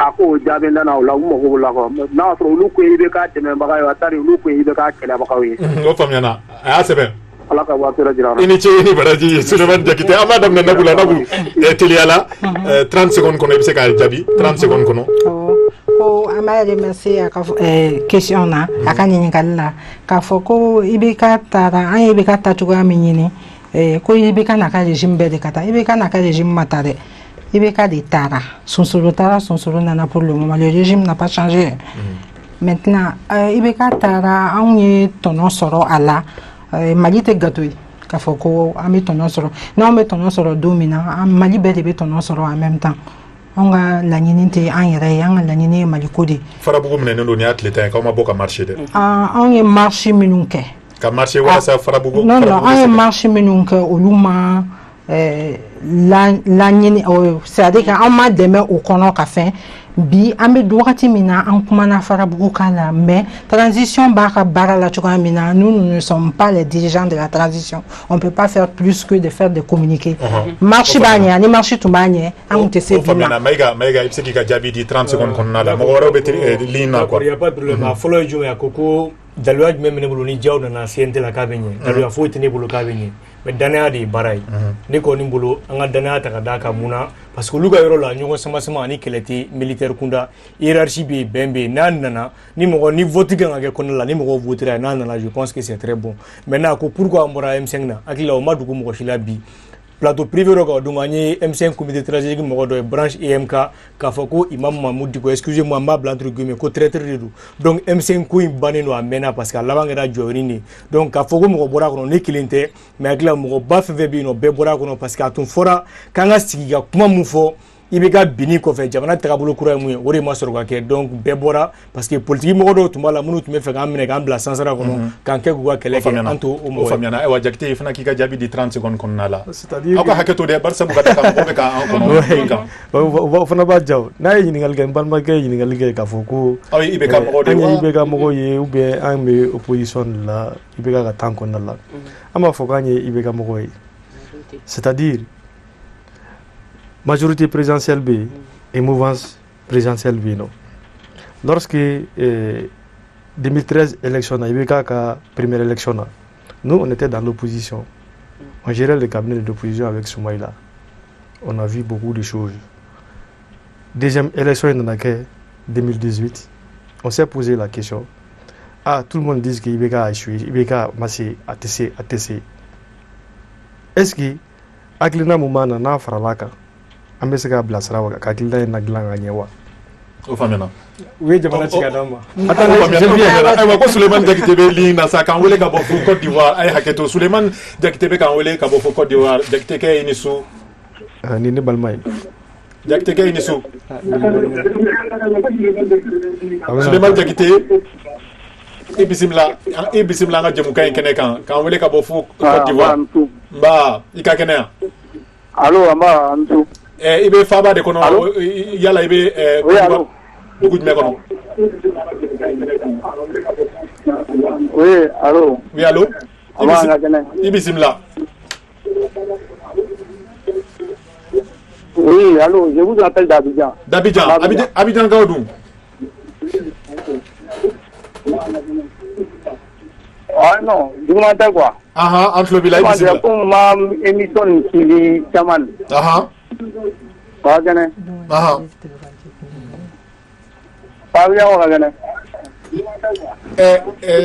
Ninigal do bibulo ka seme anga mabele leuna Diakité.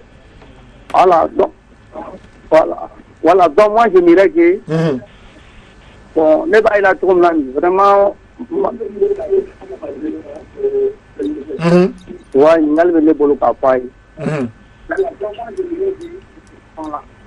Est-ce qu'on a doucement donné parce qu'il me semble que vraiment maintenant vraiment à 4 données quoi. Et c'est tu vois non. Parce que à 4 vous doublez très vite. Et c'est tu vois non.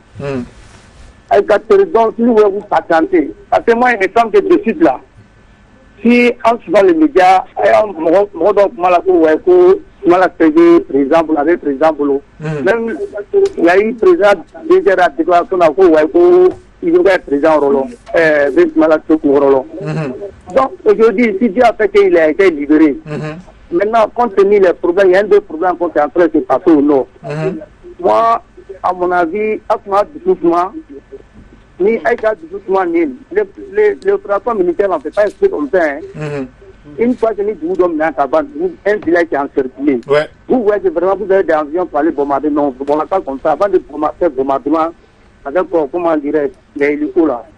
Il faut un frappe coordonné. Frappe qui soit coordonné tant que nous avons de tout le mouvement dans les villages plus proches.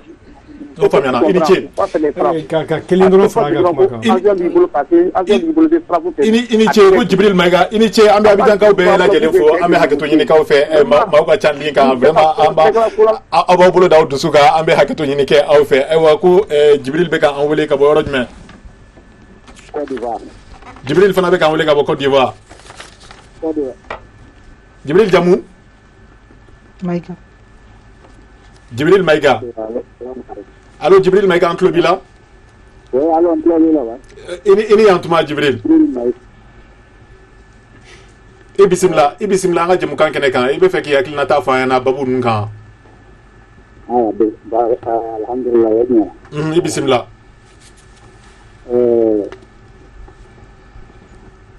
Bon, Sumaila ko ne fa don de pala. Sumaila aga haketo anga babu te Sumaila kan bisuina ne balmaw.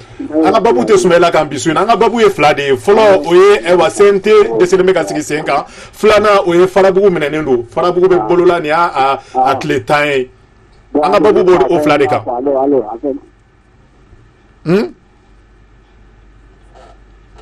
Jibril be ano ewa no asoro Jibril. Allô, bon, comment vous Flana e farabugu de farabugu menenendo. Flana ko de Guinée. Allô? Ambe haketo nyini ke Jibril fe nege juru te kaso ambe mawere tasa ambalma ke wore be ka anwele ka bo fo mi Madou Keita. Oui, allô? Madou Keita ibisimla. Madou Keita ibisimla. Oui, allô? Oui, allô, entre le bila ibisimla. Oui, allô? Oui, Madou, entre le bila. Awa ante. Mba. Awa. Ibisimila antlobila. Awa antu. Mba. Awa. Ibe se ki mabo ika postu la doni, ika postu téléviseur la doni. Mgo. Troste.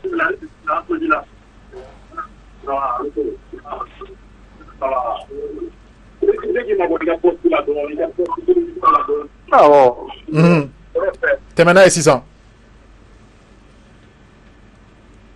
Tadi ne ni fanya ni kola.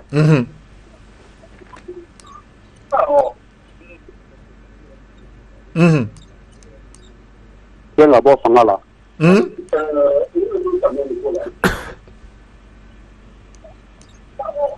Ni ka gen ka bo fanga la kumi kama anya ye ka ko vraiment ama mo ko nyoko. Ama mo ko nye.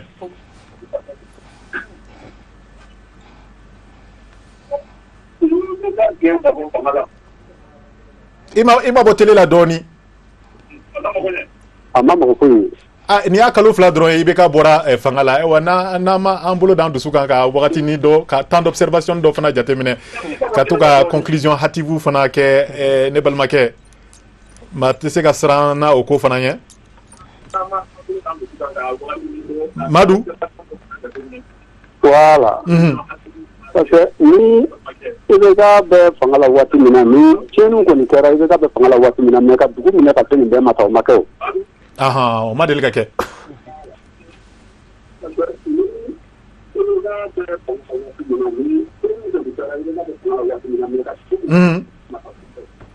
Ah, Madu me haketo yini ki fe l'intégration. Antlotila.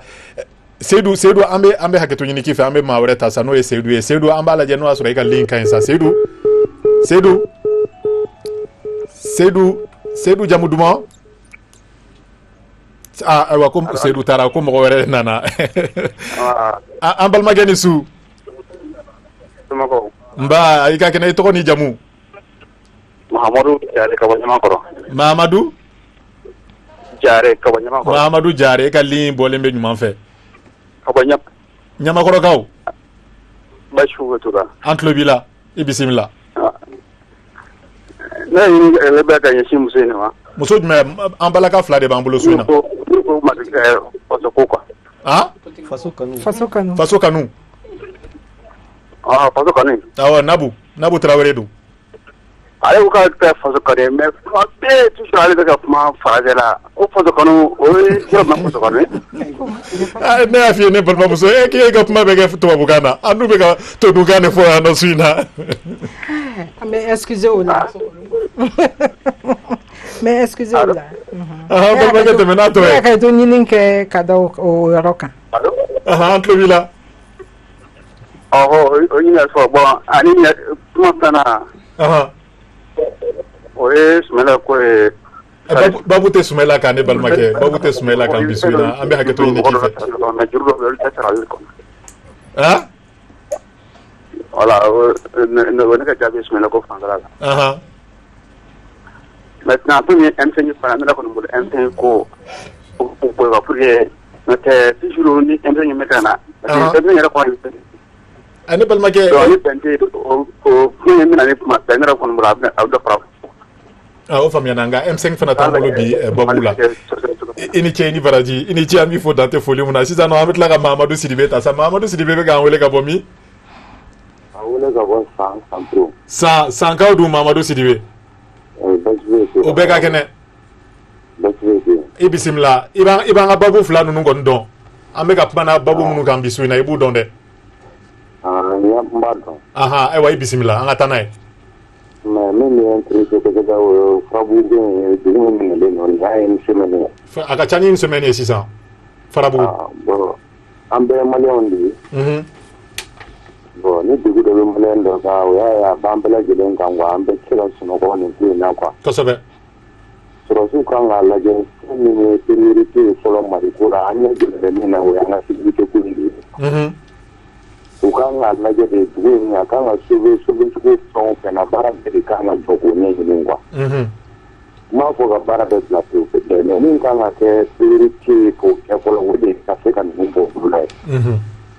mais ni mɔgɔ min y'a jateminɛ k'a fɔ kuturu kelen de bolo la Mali kɔnɔ mɔgɔ joli olu dɛsɛra ka bɔ bolo la n'a fɔra mɔgɔ kelen mɔgɔ fila nɔfɛ mɔgɔ 200 ni kɔ bɛ taa bila olu nɔfɛ an bɛɛ de ye maliden kelenw ye dɛ an k'a lajɛ dɛ mais n'i y'a jateminɛ mɔgɔ minnu bɛ taa bila mɔgɔ 200 ni kɔ mɔgɔ kelen nɔfɛ o mɔgɔ kelenw man fisa dugu kelen ye kosɛbɛ o ye hakilina ye négociation kɛra an bɛɛ ɲɛna yan sisan ko o ko teliya pour que k'o bila mais n'a fɔra dugu kuturu kelen de bolo la ko pont dɔ de karira k'o kɛ an dɛmɛbaaw bɛ yen minnu bɛ se k'an dɛmɛ satellite la aériennement sanfɛ kɛlɛ bɛ se ka kɛ cogoya min na kosɛbɛ bɛ se ka jigin cogoya min na dugu kan ka bɔ bolola cogoya min na mɔgɔ ko o plan de sɔrɔsiw yɛrɛ kɔrɔ kosɛbɛ u ka lajɛ dɔrɔn u ka dugu sauver u ka dugu sauver Maïga ko k'a b'i jaabi dakuruɲɛ 2 dɔrɔn Maïga tɛmɛna Maïga ko k'a b'i jaabi n bɛ fɛ ka mun f'i ye quoi dugu in sɔrɔsiw b'a baara la quoi dugu in sira yɛrɛ de tɛ yen ka se ka taa dugu in na a sira man ɲi kelen wa renseignement militaire la fɛnɛ sɔrɔsiw bɛ se ka civil dɔ bila ka don ka taa information ɲini k'a d'u ma n'u ko k'u bɛ satellite ta ka bombardement kɛ ni avion ye sisan a su bɛ caya n'u ko k'u bɛ forcing su dɔ ka don ni banbaganciw ta dɔrɔn dugukɔnɔmɔgɔw bɛɛ faga a bɛna kɛ Ogosagu ye maliyɛn bɛ hakili an bɛ ɲina dɔɔni quoi o ye adamadenya taabolo ye Ogosagu kɛra nɔ mɔgɔ 100 ani kɔ fagara k'u jeni k'u ban il faut que an ka éviter banbagaci ninnu n'i ye gɛrɛntɛ sugu dɔ ta k'i b'u sɛgɛrɛ u bɛ position min na bi u mɔgɔ t'u nin na u bɛ dugulamɔgɔ bɛɛ lajɛlen faga mɔgɔ 200 ni kɔ de bɛ yen nɔ 1000 ni kɔ de bɛ yen bi ni 1000 ni kɔ ni 2000 taar'u dogo yɔrɔ dɔw la ka ban quoi donc sɔrɔsiw b'a kan k'i ka hakɛ to n kulo b'i la n balimakɛ hakɛ to mais an b'a fɛ ka kuma dɔ f'i ye k'o faamuya sɔrɔsiw bɛ yɔrɔ min na sɔrɔsiw ka formation dan si taara anw jigi dalen bɛ sɔrɔsiw de kan a kɛra jira kɛlɛ ye o kosɛbɛ a kɛra sanfɛ kɛlɛ ye o a kɛra duguma kɛlɛ ye o ni ni place la u kan ka bɔ cogoya min na o avion kan ka wuli ka ninnu bombarder yɔrɔ min na o mɔgɔ joli kan ka sɔrɔ nin territoire na o u kan ka bombarder nin sira in kan o u kan ka turu u ka bɔ ka se nin yɔrɔ in na u kan ka bombarder o sɔrɔsiw k'o bɛɛ dɔn ka tɛmɛ anw yɛrɛ kan i ko i bɛ kuma na mɛn kan kosɛbɛ min ye sɔrɔsiw fɛ anw lakanabaaw ye olu de ye minɔgɔ mana den minɛ a ti mɔgɔ si dɔn n'a ba tɛ kosɛbɛ wuli ka taa an ka mɔgɔw bɔ bolo la an mago bɛ min na o y'o ye ne fila tɛ yen quoi an mago bɛ min na an ye jɔyɔrɔ ye min ye o y'olu ye u ka taa an bɔ bolo la n'olu tɛ solution ta an bolo wa jigi dalen bolo de kan wa u ka wuli k'u k'a fɛ quel que soit u b'a ɲɛɲini cogo o cogo la olu de b'o dɔn an tɛ ka sigi a kan k'o détail olu de y'u ka formation kɛ olu de kan ka don u kan ka don kɛlɛ kɔnɔ cogo min olu de kan ka don u kan ka kɛlɛ kunbɛn fa min olu de kan ka don n'u kan ka taa ji kan u kan ka taa sira min fɛ olu de b'a dɔn ni min placé le a kan ka bɔ sira min fɛ olu de b'o dɔn olu de kan ka don u kan ka jigin jugu min cogoya min na ka se ka dugu ninnu ma sɔrɔ olu de b'a kɛ u ka wuli k'an bɔ bolo la. I ni ce a tɛ tɛmɛ nin kan n balimakɛ y'a ka dusumakasa yira sisan. Mayiga mi région dɛ Mayiga a ko de sɔrɔsiw ka wuli ka taa an bɔ bolo la a fɛɛrɛ olu de kan ka fɛɛrɛ ɲini. u b'o de ɲini mais wagati bɛ ka taa u bɛ taa Farabugu bɔ bolo la wagati jumɛn sini sɔgɔma. non mais mɔgɔ tɛ ka sa fɔlɔ n'u gɛrɛla ni bɛɛ sara dun. fɛɛrɛ de bɛ waleya o formation olu de y'o formation kɛ o fɛɛrɛ o kan ka sɔrɔ olu de bolo u ni Barikani bɛ baara la ɲɔgɔn bolo u ni MINUSMA bɛ baara la ɲɔgɔn bolo olu de kan ka fɛɛrɛ jolen ta sisan nɔ ka taa dugu in bɔ bolo la an balimakɛ ka kuma b'o de kan. maintenant maliyɛn bɛɛ ka sabali k'i yɛrɛ kɛ c'est à dire que spécialiste en tout ni aw kɛlɛ ta ka ɲɛmɔgɔ di mɔgɔ ma olu ka baara ye k'an niw lakana de a y'a to k'u ka stratégie kɛ mais chacun veut être expert dans la stratégie militaire a tɛ ɲɛ fanga t'o ye militaire t'o ye information dɔw bɛ a tɛ se ka ta k'a fɔ civil ye ten c'est pas possible u b'a baara la u tɛ k'a fɔ k'u bɛ jamanakɔnɔdenw ye k'u to yen ten k'u niw ka bɔnɛ ten o ou bien olu yɛrɛ sɔrɔsiɲɔgɔn k'u ye k'u ni ka bɔnɛ ten o u b'a baara kan mais les gens doivent s'armer de patience an bɛ kɛlɛ min na guerre asymétrique de don an y'a fɔ s'armer de patience mɔgɔw bɛ ka commencer ka sa kɔngɔ la dɛ n'i t'o kalama n b'o f'i ɲɛna dumuni balo min b'u bolo balo bɛ ka ban déjà. non o ye tiɲɛ mais balo taara o balo b'a la ka don donc a baara bɛ senna o mɔgɔ 2000 déplacera ka taa u kɛrɛfɛ dugu dɔ la ni o village tɔgɔ ye ko Sokole 302 ménages qui est composé d'au moins 7 personnes ménage kelen o kelen donc où denmisɛnnin 1000 ani 500 ani 45 b'a la muso 45 b'a la wa muso 2 jiginna yɛrɛ minnu ye den sɔrɔ donc o information bɛɛ bɛ an bɛ minnu kalama mais a baara bɛ ka kɛ mais an ka sabali a ma nɔgɔn mais an ka dɛmɛli kɛ an bɛɛ kana kɛ spécialiste ye baara la n'Ala sɔnna i ni ce ko Yusuf bɛ k'an wele ka bɔ yɔrɔ jumɛn Yusuf n balimakɛ ni su.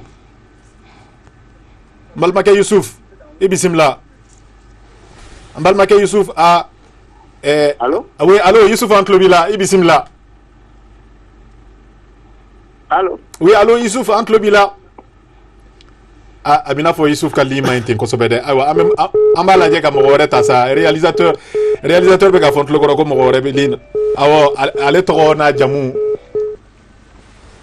Ambal make to na jamu. Allô? Allô, ambal make ni su. Et to ni jamu. Oui, Cheikh Amala Samake. Cheikh Amala Samake kan wele ka bomi? Sabo Bamako yango. Bamako re fa ba kono quartier jume. Amba Ansu. Quartier jume. Cheikh Amala Samake. O famia na quartier jume be kan wele ka bo quartier jume la. Voilà, mbuka awele ka bo Bamako yango. Bangoni na kono. Bangoni ka dun. Oui, Bangoni. Antlo bilay bismillah. Voilà. Donc problème mun be ne fera mun fodro patience ko mo ka patience mun ko mo transition na sisan an kana traiter we mais farbu taleno en otage avec la 2 semaines mo patience man na ke o yon na ko ama 2 semaines fana soro mbalmake ama 2 semaines soro folo. Oui allô Cheikh Kamala patience ni ka patience mun ko quoi mɔgɔw kan ka o yɔrɔ in de fɛn sisan farabugu minɛnen don nin cogo in na patience t'o la quoi sɔrɔsiw kan ka ko bɛɛ de sigi sen kan pour que ka ninnu libérer de o kan ka coûte que coûte o bɛ kɛ cogo o cogo o kan ka kɛ de sinon ne compte tɔ ninnu ma dɛ voilà n mago b'o dɔn de la et puis n'an y'an ka kuma ninnu fana quoi a ka sɔrɔsiw défendre a ko dabila nin waati na o man di mɔgɔ ye dɛ voilà parce que a b'u k'u défendre quoi bon ani mɔgɔ hakilimaw de bɛ kuma na donc ale bɛ ka sɔrɔsiw défendre an bɛɛ b'u k'u défendre quoi mais ni tiɲɛ nana an ka tiɲɛ ka tiɲɛ fɔ o de ka ɲi quoi. Bɛɛ bɛ fili ka da i ka tiɲɛ kan a bɛ ka sirasiw défendre ni tabiya dɔw de fana ye o ne balimakɛ. Voilà parce que ale bɛ ka sirako mun ni fɛn minnu fɔ ni nana n'a ye cogo o cogo a b'o sira to yen stratégiquement bon a bɛ na n'o idée mun ye bon normalement nin yɔrɔ in na o tɛ se ka fɔ yan quoi parce que digi kelen don farabugu de la donc an kan k'olu de libérer sisan. O faamuyana i ni ce. Voilà o de don. Samba Kulubali bɛ ka wele ka bɔ Dumanzana Samba Kulubali i ni su i bisimila an ka jamu. Sama. Allô? Allô? Ni an balimamuso ye an balimamuso Sama c'est pas Samba. An balimamuso i tɔgɔ fɔ an ɲɛna. Allô, salam alaikum. Allô? Ayi, Sama Kulubali. Sama Kulubali. Kama Kulubali. K'an wele ka bɔ Dumanzana. Kama. Allô? Awa i b'i mabɔ i ka télé la dɔɔni. Awɔ. Taa dɔɔni kana ni dusu ta i b'an sɔrɔ. Kama i bisimila i ka weleli diyara n ye. Awɔ. An tulo b'i la. Awɔ ne bɛ kan ka kuma sɔrdasiw ka ko de la. Awɔ sɔrdasi ninnu dugu min minɛna an dafɛ dugu min minɛna.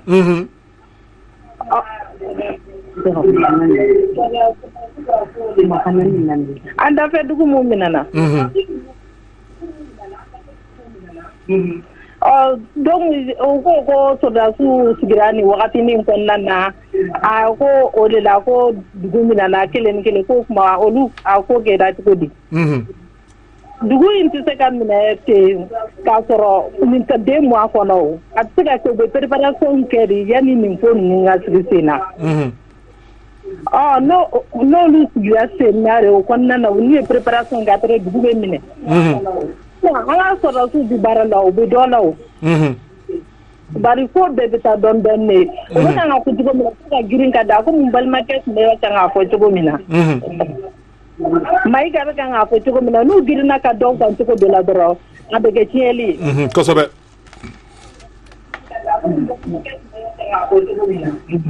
Kama i ni ce i tilala. Awɔ ne tilala. I ni ce ni baraji ka nin weleli la nin diyara n ye kosɛbɛ ayiwa Mayiga i tulo b'a la dɛ a b'i n'a fɔ a bɛ kɛ i ka kuma sɛbɛntiya de sa k'a fɔ ko ni u girinna ka kɛ cogoya dɔ la sa a ni caman na to a ko senfɛ sa o dun tɛ an si ka laɲini ye an balimakɛ wɛrɛ bɛ nɛgɛjuru la sa n'o ye Ibrahim Sisoko. Ibrahim Sisoko. Allô? Oui allô Ibrahim an tulo b'i la i bisimila. Allo Ansou. Ba Nisu. Wa ne tɔgɔ Ibrahim Sore ka bɔ Dumanzana Petit Paris. A Dumanzana Petit Paris yen kaw dun. Ni ka basi wɛrɛ tɛ i b'a fɔ n balimakɛ la mun bɛ ka sɔrɔsiw défense ta. Ko jamana in yɔrɔ min na sisan. An b'a ɲini an balimaw fɛ. U b'u bolo dɔ dusu wa. U ka sabali quoi. Ale b'a examen ta ko tɔn karilen don ko mɔgɔ tɛ se ka don ten. Est-ce que sɔrɔsiw u bɛ ta don min na k'a sugu bɛɛ furu ɲɛna anw kan u kan k'anw ta mun de u kan k'an kɔlɔsi de su fara tile kan u kan k'an kɔlɔsi. N'a fɔra an balimaw ka dugu minɛlen don y'a dɔgɔkun tan ye tile tan plutôt. Tile tan. Tiɲɛ yɛrɛ la a dimanche barika ka bon dɛ a ka bɔ yɛrɛ u ka sabali u kana k'u bɛ kuma sugu dɔ fɔ jamana in yɔrɔ min na sa anw minnu yɛrɛ denmisɛnninw ye an bɛ ka jɔrɔ sa ya sini ma taa sini an b'a fɔ cogo di. O faamuyana i ni ce Ibrahim Sisoko i ni ce ayiwa sisan nɔ an bɛ maa dɔ ta ka bɔ ale ye ɲɔnɔ ka yɛrɛ de ye a bɛ n'a fɔ ale ni farabugu ka surun kosɛbɛ ayiwa ale na se ka kunnafoni jolenw di an ma nin kɛnɛ in kan Lama Sanogo ka an wele ka bɔ ɲɔnɔ Lama. Voilà. Lama. Burama Sanogo Burama. Burama de don Burama Sanogo. Voilà. Burama Sanogo e bɛ k'an wele ka bɔ ɲɔnɔ o tɛ sa wa. Awɔ ɲɔnɔ. Yɔrɔ i ni farabugu ka surun dɛ. Ko an n'a ka surun. Kunnafoniw bɛ cogo di ye. Bon tiɲɛ yɛrɛ la ko in fɔla cogo min na a b'o cogo kelen na mais n b'aw bɛɛ de fo fɔlɔ. An yɛrɛ b'i fo.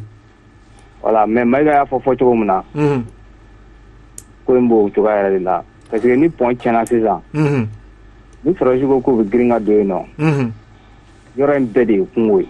Yɔrɔ bɛɛ de ye kungo ye. Yɔrɔ yɛrɛ bɛɛ de ye kungo ye hali an yɛrɛ mun bɛ taa dɔgɔ ɲini ka na dumuni tobi o tɛ sɔrɔ sisan.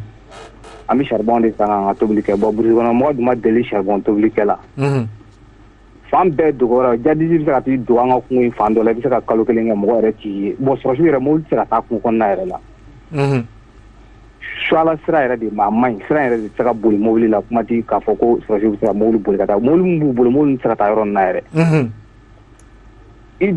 Mɔgɔ bɛna ka na tiɲɛni kɛ dugu kɔnɔna na ka taa ka t'i duguti kɔnɔna na a t'i ye i bɛ se ka i bɛ ɲinini siya bɛɛ kɛ i t'a ye tu yɛrɛ de bɛ mɔgɔ bɛ se k'i ka du bɛɛ kɛ i t'i ye mɔgɔ kɔni k'u bolo da dusu kan an ka dugawu kɛ ala k'u bɔ bolo la. Amina yarabi ne ko e bɛ se k'a fɔ an ɲɛna an balimakɛ ayiwa u ka dumuniko bɛ cogo jumɛn nin waati in na dɛ farabugukaw ka dumuniko barisabu ka d'a kan ne tun y'a fɔ n ka babu kɔnɔ k'a fɔ balo fɛn fɛn tun b'u bolo a balo bɛɛ bɛ ɲini ka na ban sa kɔngɔ to maaw la yen nɔ kunnafoni jolen b'aw bolo e bolo. N t'o yɔrɔ kɔni kalama kosɛbɛ. N t'o yɔrɔ kalama kosɛbɛ. I ni ce i ni ce. mais n b'aw bɛɛ kɔni fo tiɲɛna ne b'aw nɔfɛ a ka ca ni kalo ye bi ne m'a sɔrɔ ni su na ta. O diyara an ye. Voilà. O diyara an ye a diyara an ye a bonyana ma n'Ala sɔnna an fana bɛ ka baaraw boloda mun b'a to aw bɛna se ka an sɔrɔ nɔgɔya la cogo min na i ni ce i ni baraji Mayiga bɛ fɛ ka dakuru ɲɛ dɔɔni dɔ fɔ. Voilà n bɛ fɛ ka mun fara a kan ala bɛ ko o ko la o tɛ tiɲɛ quoi nin ye localité yɛrɛ mun kuma bɛ ka fɔ nin kuma na sisan kilomɛtiri 35 de bɛ ɲɔgɔnna de bɛ nin yɔrɔ in cɛ ne ye mun fɔ a bɔra k'o seereya maa o maa wuli ka a kilancɛ bɛɛ lajɛlen Bamakɔ ka di an ka fara k'an to an sigiyɔrɔ la dusu ye tiɲɛ an balimaw de bɛ yen nɔ an sinjiw de bɛ yen nɔ an bɛ fɛ u ka bɔ bolo la mais an kana dusu bila hakili ɲɛ militaire tactique stratégie ani opération de don a tɛ taa o saba kɔ donc maliyɛnw ka sabali ne ma bɔ a bɔra k'a fɔ sisan ko kungo de bɛ yen jadiw bɛ se ka kalo kelen kɛ kungo kɔnɔ i t'u ye ninnu bɛ ka mun laɲini ni sɔrɔsiw ko k'u bɛ don ni force dɔ ye coup de force dɔ kɛ a sɔrɔsi saya bɛ juguya ni nin bɛɛ ye bon o fana kuma bɛ tila ka juguya ni nin bɛɛ ye n'u ye coup de force dɔ kɛ u taatɔ bɛ se ka dugukɔnɔmɔgɔ bɛɛ lajɛlen faga k'u bɔnɛ ɲini a bɛ juguya ni o sago ye kuma wɛrɛ bɛ fɔ o la n'o tɛ nin donc o ɲuman ye mun ye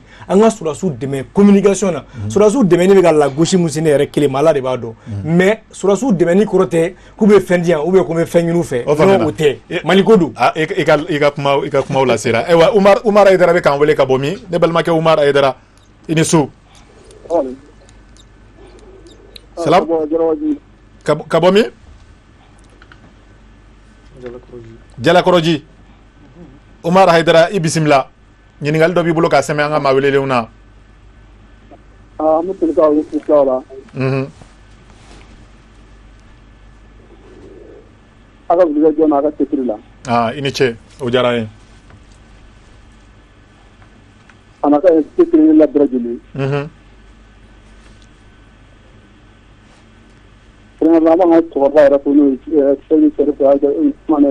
n'ala sɔnna a tulo b'i la i ni ce ni baraji ye o foli la ala nin babu ni nafaba de b'a la kosɛbɛ i ni ce an ka hakilila ye dugu a tagili min ye baara bi ɲini hakili de ye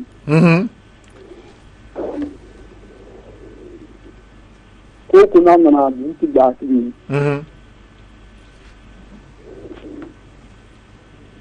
parce que ka wulikajɔ bɛ texte la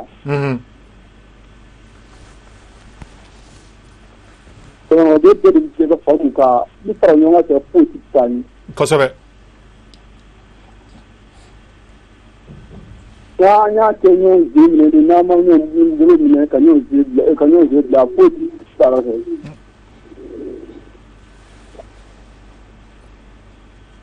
Ida taara a bɛ jigi a tɛ Ida taara an bɛ gɛlɛya kelen kɔnɔ nin o faamuyana bon foyi ti jamana in ta ni fara ɲɔgɔn tɛ ni fara ɲɔgɔn kan tɛ o ye wilibali ye i ni ce i ni ce i ni ce ni balimakɛ ayiwa an bɛna mɔgɔ wɛrɛ ta sa n'o ye Alassane Traoré sa aw bɛ hakɛ to dɛ barisa ka da ka mɔgɔw ka ca ligne na Alassane Traoré k'an wele ka bɔ min k'an wele ka bɔ Yirimajɔ Yɛrɛgamugu la Yirimajɔkaw dun u bɛɛ ka kɛnɛ yan alhamdulilayi alhamdulila i ni ce i ka nin weleli la an tulo b'i la Yirimajɔ Yɛrɛgamugu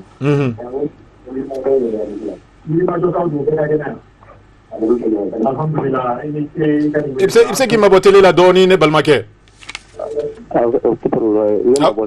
awɔ i b'i mabɔ télé la dɔɔni sisan an tulo b'i la ka ɲɛ n bɛ n ka foli lase a bɛɛ ma an yɛrɛ b'i fo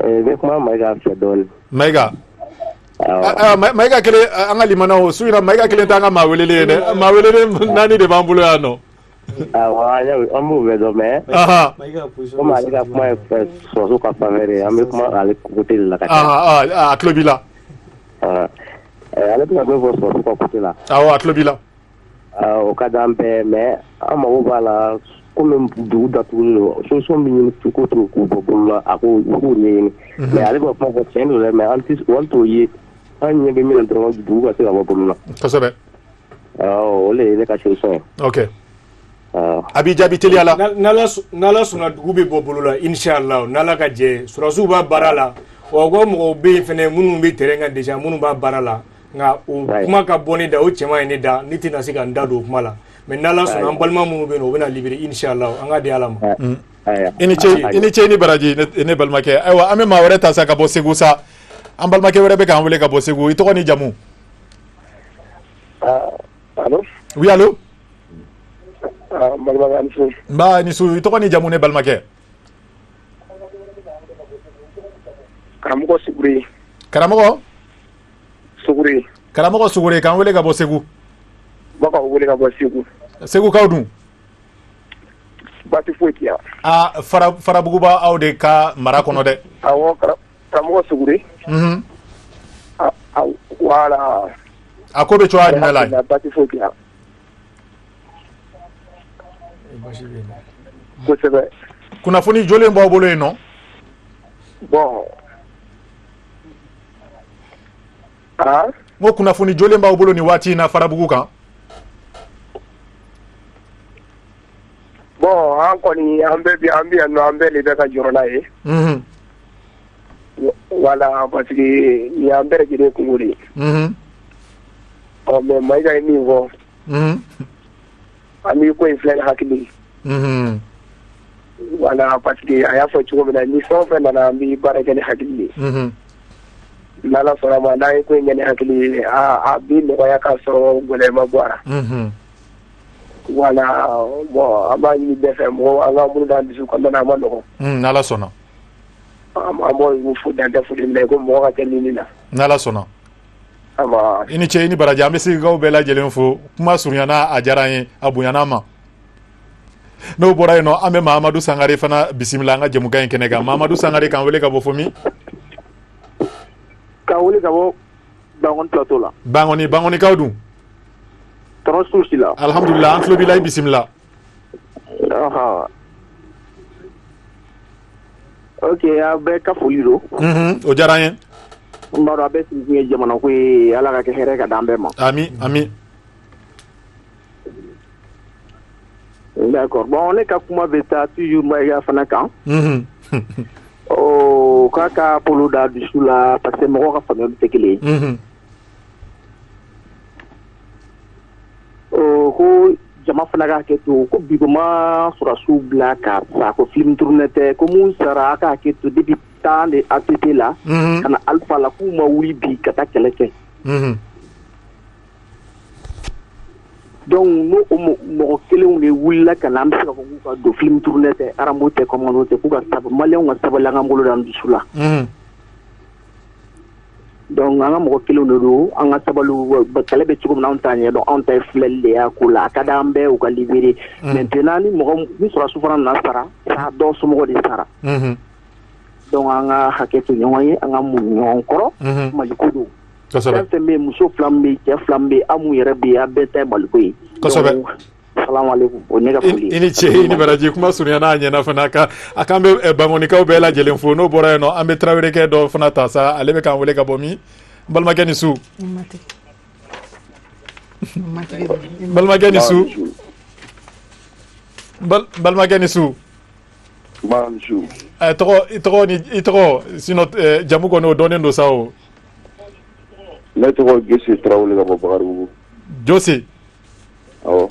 I jara. Kuma i ka jɔnkɛ fɛ. I jara. I bisimila. Bon, ne bɛ ka émission suit. Bon, ne kɔni bɛ a ɲini jama bɛɛ fɛ bɛɛ k'i bolo da i dusu kan. Kosɛbɛ. Parce que Malien an filɛ nin an ka teli kojugu. Olu bɛ fɛ dɔrɔn a ka fɔ dɔrɔn sɔrɔsiw bɛ nin niveau in na sɔrɔsi bɛ nin niveau in na kɛlɛ t'o fɛn ye. Ne kɔni b'a ɲini an k'an bolo d'an dusu la an ka sabali u ka Mali drapeau ta dɔrɔn ka taa di Irisi la bada u ka bɔli fɔlɔ ka k'o ye. O faamuyana i ni ce. Bon comme jama ka ca ligne na n b'aw bila nin yɔrɔ in na. I ni ce ni baraji o diyara ye kosɛbɛ ayiwa an bɛna lajɛ ka mɔgɔ laban ta sa jinɛ an bɛ segin plateau in kan ka dernier tour laban kɛ sa ka ko Umaru Jara bɛ k'an wele Umaru Jara. Voilà ne fɛ ka n da don a ka débat la. O diyara n ye kosɛbɛ i bisimila. Voilà Maïga Gueye ka sɔrɔsiw défend. Ko Maïga Gueye bɛ ka sɔrɔsiw défend. Voilà a ka kuma ka ɲi wa a ka taabolo ka ɲi. A ka taabolo ka ɲi. Voilà. A tulo b'i la. N'i y'a dan ne yɛrɛ ma. N'i y'a dan ne yɛrɛ ma. Mɔgɔ caman bɛ kuma caman fɔ Maliko in na. K'a essayer k'o nɛmɛ. Voilà. Sɔrɔsiw k'u ka baara kɛ u ka hakilina taabolo ɲuman na.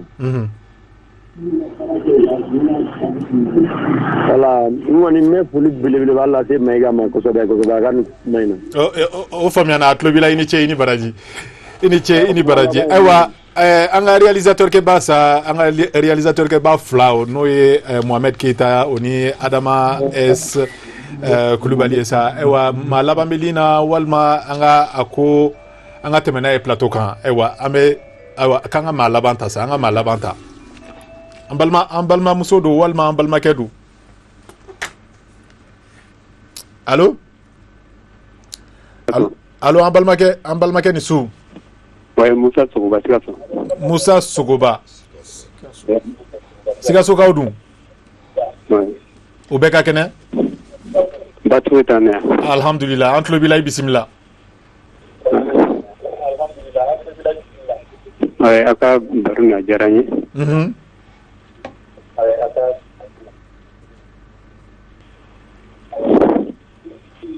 Ouais, Maïga ka kuma Maïga ka sɔrɔsiw ka fɛngɛ mɔgɔ si tɛ k'a faamuya quoi.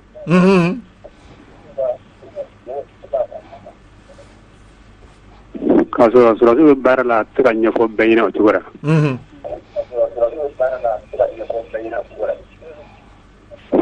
Sɔrɔsiya ye gindo de ye n'a fɔra ko k'a ta cogo dɔ la a tɛ ɲɛ wa. Kosɛbɛ. Mangɛ min bɛ dɔrɔn ka se ka f'u ɲɛna. O dun tɛ baara taabolo ye. Ya bɛ dugawu de kɛ ko nin a bɛ se ka ɲɛnabɔ joona. Amina yarabi. Ami. Ma bɛɛ lajɛlen fo. An yɛrɛ b'i fo dan tɛ foli mun na i ni ce i ni baraji i ni ce i ni baraji. Ok, nin diyara an ye sa an b'aw bɛɛ lajɛlen fo sa mɔgɔ minnu y'an sɔrɔ minnu ma se k'an sɔrɔ su in na sa aw bɛ taa fo maa 30 ɲɔgɔnna la an b'aw fo dan tɛ foli mun na wa sisan nɔ an bɛna segin plateau in kan sa bo kelen ka Mayi ɲininka sa ne ko kuma caman fɔra sisan nɔ maa minnu ye weleli kɛ o ni maa minnu yɛrɛ bɛ plateau in sanfɛ sa ne ko cogoya dɔ la o n'a fɔra ko ka kuma ɲɔgɔnya ko o sinsin sisan nɔ maa jugu ninnu parce que nanzarakan na a bɛ se ka kɛ an panna yɔrɔnin dɔ kunna mais a fɔra de ko présumé terroriste présumé terroriste a bɛ se ka kɛ bisigi bɛ yen nɔ bisigi bɛ yen nɔ mais n'a fɔra sisan nɔ ko ka kuma ɲɔgɔnya tɛmɛ an ka société civile ni maa ninnu ni ɲɔgɔn cɛ o tɛna se ka kɛ fɛɛrɛ dɔ ye mun tɛ hali sadasu ka fɛɛrɛ ye walasa nin situation ni solution bɛ se ka sɔrɔ a la wa. I ka kuma diyara n ye ɲininkali diyara n ye jara effectivement société civile mɔgɔw maire ninnu ni préfet ninnu ils ont déjà pris contact parce que u y'a fɔ k'u n'u bɛ discussion na n'u bɛ ka ɲininkaliw kɛ comment est-ce qu'ils peuvent intervenir ka kow nɔgɔya parce que ko mana kɛ cogo o cogo yan'a ka na o de kama u b'a fɔ ko sigi ɲɔgɔn ya barika ka bon ni jamanadenya ye parce que ne ko y'i sɔrɔ i sigiɲɔgɔn de pere b'a dɔn donc du fait que u bɛ Segu de région na mɔgɔ minnu bɛ yen nɔ maire minnu bɛ yen nɔ préfet minnu bɛ yen nɔ autorité minnu bɛ yen nɔ olu ka problème de ye nin ye yan'a ka se an Bamakɔkaw ma n'i y'a mɛn an bɛ k'a fɔ k'an bɛ militaires bɔ yan ka taa n'a ye mɔgɔ minnu bɛ sur place là-bas militaires bɛ yen donc olu donna kuma ɲɔgɔnya la déjà u dun bɛ ka kumaw kɛ n'u ye k'a lajɛ hali dumuniko ni fɛn ninnu olu bɛɛ de impliqué nɔ a la ka se k'a lajɛ nɔgɔya bɛ kɛ kow la cogo min donc c'est vrai que militaire ko in bɛ k'a fɔ o ye au cas où bon i yɛrɛ ko ko présumé terroriste en fait mɔgɔw yɛrɛ t'a dɔn jɔnni de don donc an si t'a dɔn parce que u ma se k'a identifier k'a dɔn mɔgɔ kelen minnu don villageois bɔra un moment k'u bɛna taa denguni kɛ mɔgɔ 22 sara yen donc olu minnu filɛ nin ye n'u bɛ sur place u bɛ k'a essayer ka kuma ɲɔgɔn tɛmɛ n'u ni ɲɔgɔn cɛ peut-être que marifata tɛ bɔ a la a bɛ se ka kɛ u bɛ fɛn dɔ de ɲini ou bien fɛn dɔ de kɛra k'u se yen mɔgɔ si t'o dɔn parce que an tɛ réalité dɔn kosɛbɛ donc o kuma ɲɔgɔn ni ala fara ɲɔgɔn kan kɛra la peut-être que problème yɛrɛ bɛ ɲɛnabɔ ka sɔrɔ ala ma se ko militaire ka bɔ yan ka taa u assiéger mais bon ne marifatigi kɔni jɔr'i ka da la a mana kɛ cogo cogo i ni ja tɛ sigi bilen dɛ ko mana kɛ cogo cogo i miiri bɛ gɛlɛya la k'a tɛ nɔgɔya quoi voilà. Monsieur Diakité ne bɛna comme vous êtes en tant que politicien et politique mɔgɔ ye téléphone caman cira bɛɛ kumana mais aw yɛrɛ mɔgɔ ma a ye k'a fɔ ko min kɛra dugu tɔgɔ de Farabugu bon mɔgɔ ma a ye an ma kuma yala n'a fɔra aw ɲɛna bi ko min kɛra nin est-ce que bɔli ka marche dɔ boloda k'a jira k'a fɔ ko vraiment ko min kɛra nin a tɛ bɛn aw ma yala est-ce que o hakilina bɛ a la wa. Bon o hakilina ninnu tɛ ban o c'est normal i bɔra k'a fɔ cogoya min na c'est le soutien balimamuso bɔra k'a fɔ ko les voisins ni ko y'i sigi ɲɔgɔn sɔrɔ a bɛ komi a y'i yɛrɛ sɔrɔ n'i ma wuli k'a kɛ Farabugu c'est combien de kilomètres de Bamako a bɛ k'anw yɛrɛ lasiran depuis maintenant transition est-ce que a bɛna se ka baara kɛ a kɛcogo yɛrɛ la fɔlɔ élection est-ce que n'a fɔra k'an ka taa élection yɛrɛ la la date prévue nin kɛra kelen ye fɔlɔ aw hakili bɛ élection de la fɔlɔ non n'a fɔra ko ka élection kɛ est-ce que élection yɛrɛ bɛna se ka kɛ wa transition charte de b'u bolo ne m'a fɔ dɛ minnu yɛrɛ ye coup d'état kɛ changement nana minnu yɛrɛ fɛ olu de charte in bila sen kan ka wuli ka se n'a ye an dafɛ dugu ma CEDEAO ni fɛnw ma on est prêt on va respecter. Parce que ne ka question bɛ vous qui êtes les politiciens et bala de mes politiciens Mali politiciens bɛɛ d'u ma bɛɛ de sigin bɛ ka aw bɛɛ lajɛ k'a ye k'a fɔ ko Farabugu minɛna n bɛ taa mɔgɔ ma parti politique mɔgɔ si ye ka déclaration qui est vraiment comme anté vraiment anté mais est-ce que abo o labembe voilà anye déclaration guerre pervem faso ko une déclaration guerre déclaration te ka fo ko ata kibita bo ka ni sigi télé la fom bebe chaîne nationale la je déclaration no me fara ñongo gandi ni téléjournal la ya ta la je groupement condamné tout le monde condamné ni acting ya condamné ma condamné a condamné ni il est politique il a été politique là c'est des humains jago yari do condamné il fallait ka kinna foko marché ta marché bi se ka sera sur man do fana yi mais c'est artiste OK pour vraiment ABC ka ke ABC ka ke bon pour le moment anti ko décision ta moi je ne peux pas prendre cette décision mais la décision mais c'est la finale. OK façon que nous parce que comme de la force ça avec a commencé faire au moment aïe mais aba fora ko vraiment mu kerani amabe ama mais frère du monde be awre boulot kaira ko vraiment c'est comme une grande marche pacifique kaira gavo a vraiment mali sorosu abe comme arba fora abe bomako ya ko mbe kerani ate jenay voilà bon on fait façon que nous est-ce que akilina ka marche que est-ce qu'il y a une solution ni marché tout mais terrorisme ban sans ta soro abe dien kono de je pense que marché côté an sigilen do ko de blalen do malikuna ka jagoya ka tinti anka o juma ede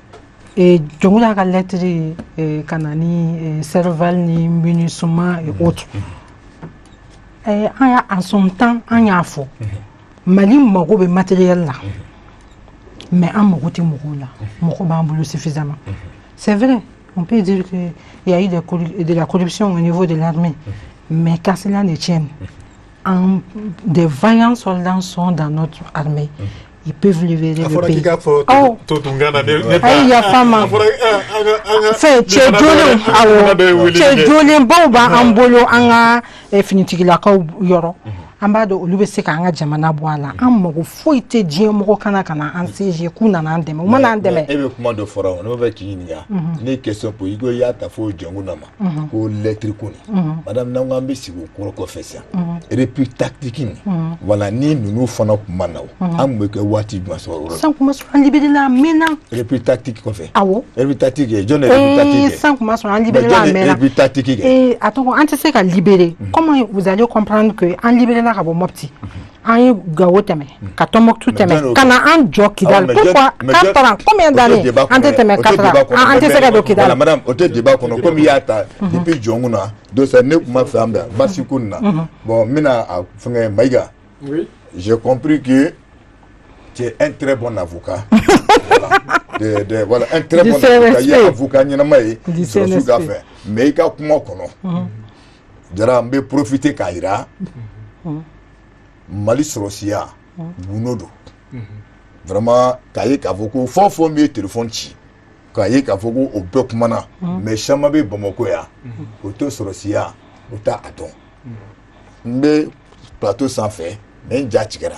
Parce que c'est donc au civil bi c'est kata dado Sorosia ka bunore oh c'est un secret franchement c'est un secret mais moi mieux téléphone chi ga bon nyono aller à famou réellement comme besina mais ma yini befe fait pas la peine ka mandado Sorosu ka kula donc voilà ora fa fait donc ce que tu dis RF ni politicien besikra parce que be joro kodi bon oh bina foro nyaku ka bo a Sorosu an nana sigi anafa foita ala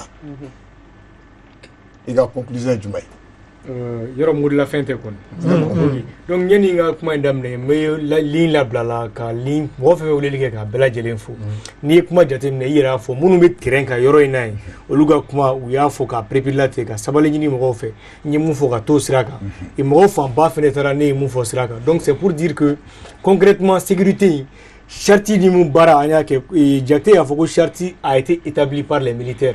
La charte a été établie par les Maliens. Tout le monde embête mais c'est là.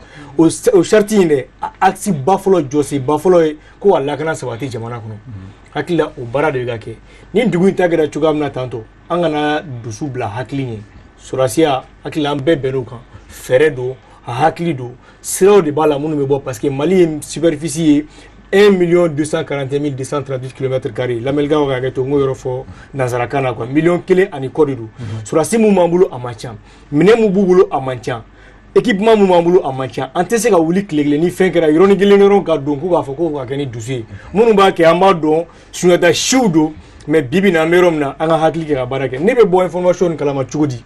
Ne ka barate politique droit ou be kan kuma nu ke no.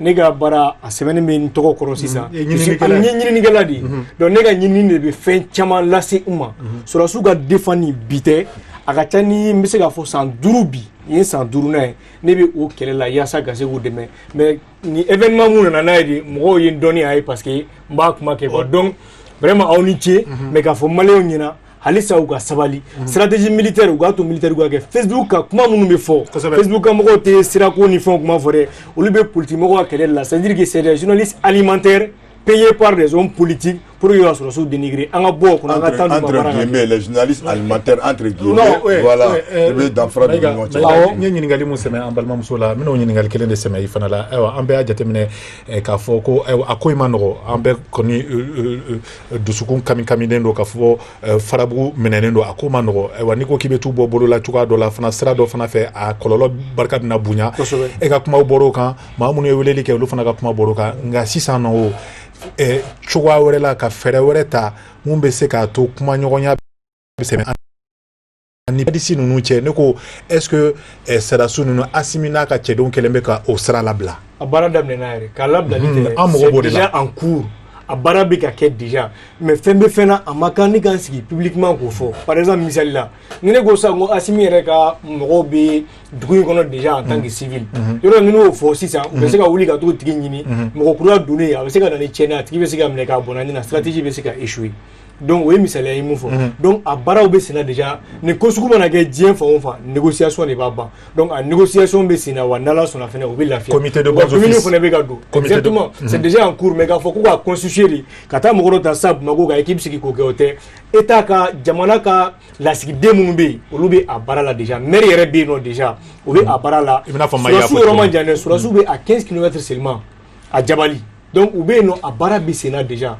donc fango fo mo wa trani dumini fene ka dumini ndi dugula de uma ka fo ko kongo mo fa abita bonere o menga presse privée ou là no mais ma adangania soro ere bolo ni fere mbe se ka ke fere jolenye wala saka farabugo bo bolo la ka soro mugo machi nala sona inshallah o de soro su ga la nyini folo ka banga soro mugo machi wa nala sona amma fo ga nyina la ko ni ko mi ba ya ni kli de maron che ka yi ka fo ka soro mugo kelema bone anina ini che ni baraje inshallah de ante ade aywa inshallah de ante ade ga kulum se ka se chenchenka ewa kuma kunche kuma jumedi bi ibulo ka nyeshi ambela jelema jenanga ankodo nyogona inche ika unyinga la jara kuma fola mimbe yani nga se fuluma we ka fo ni ko be gele jatemine ibado ku feno le banje we development ni problème nunu be jatemine ka lage gele fola mimbe ankan we nga du development parce que na ya so yoro accès ngandoko nous tu ka ta mene na so accès ngandoko ne point kunti an be solution wala so ka si donc na be fait akara terrorisme akara bambagati façon ka kelen nous ne fait nous konka bo nga jamana na je crois qu'un appel folo mi ke mo ko nyeshi anga jamana maraba ko nyeshi développement ma nous la sécurité là parce que même pour que kata kipta du coup développer ta baraka yor là fika mo la kana faut être la kana inte folo ne la kana bana ko nyeshi vraiment infrastructure ma mu ma permis nga fo ne ko gele mo do so an reka se ka se ka atigi deme o bane ko fe foli kan be foli mi be ni ya me inyogon joni kuma di sababu nyuma ya me au signe me be bala fleba o de be awla donc nga kuma folo amba ko fleba o be fu mo ba lage nu baka émission lage o lu de be ko jawla o de ba to dungo abena o sikia aba fo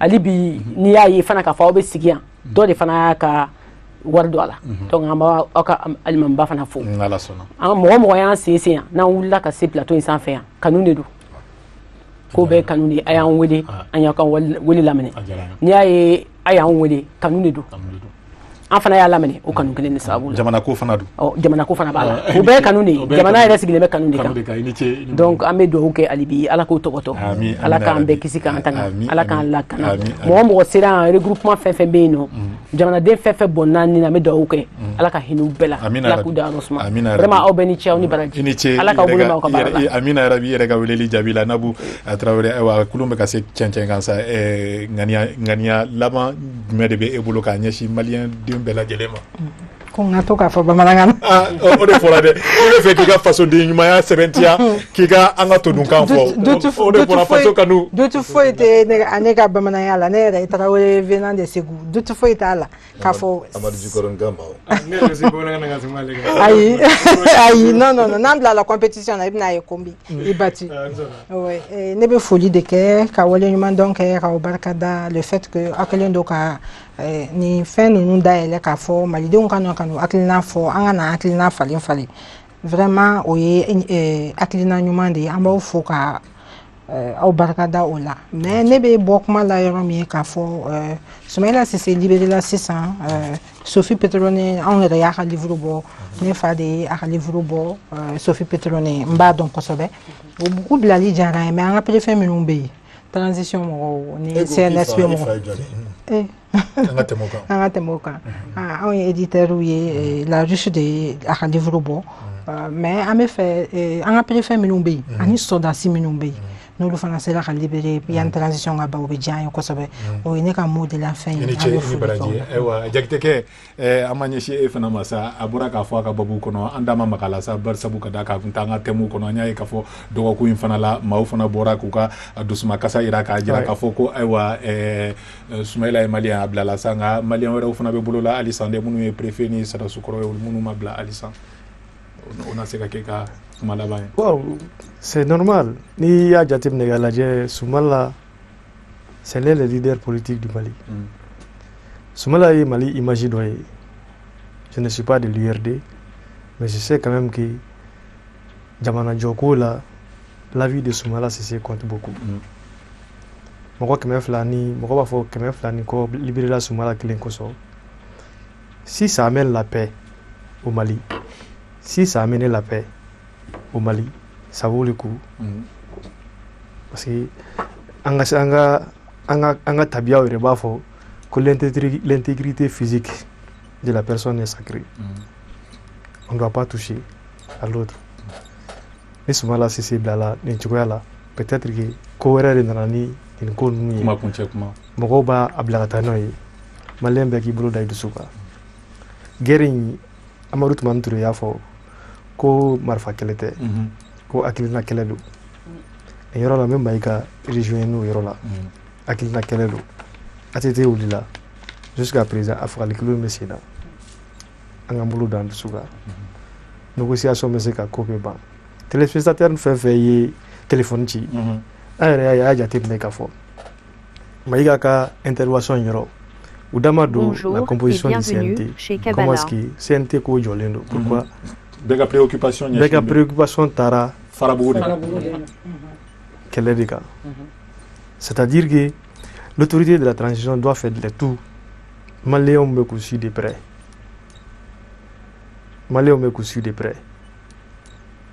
Mayiga i b'a fɔ i ka mɔgɔw ye ko maliyɛnw bɛ k'u suivre de près les militaires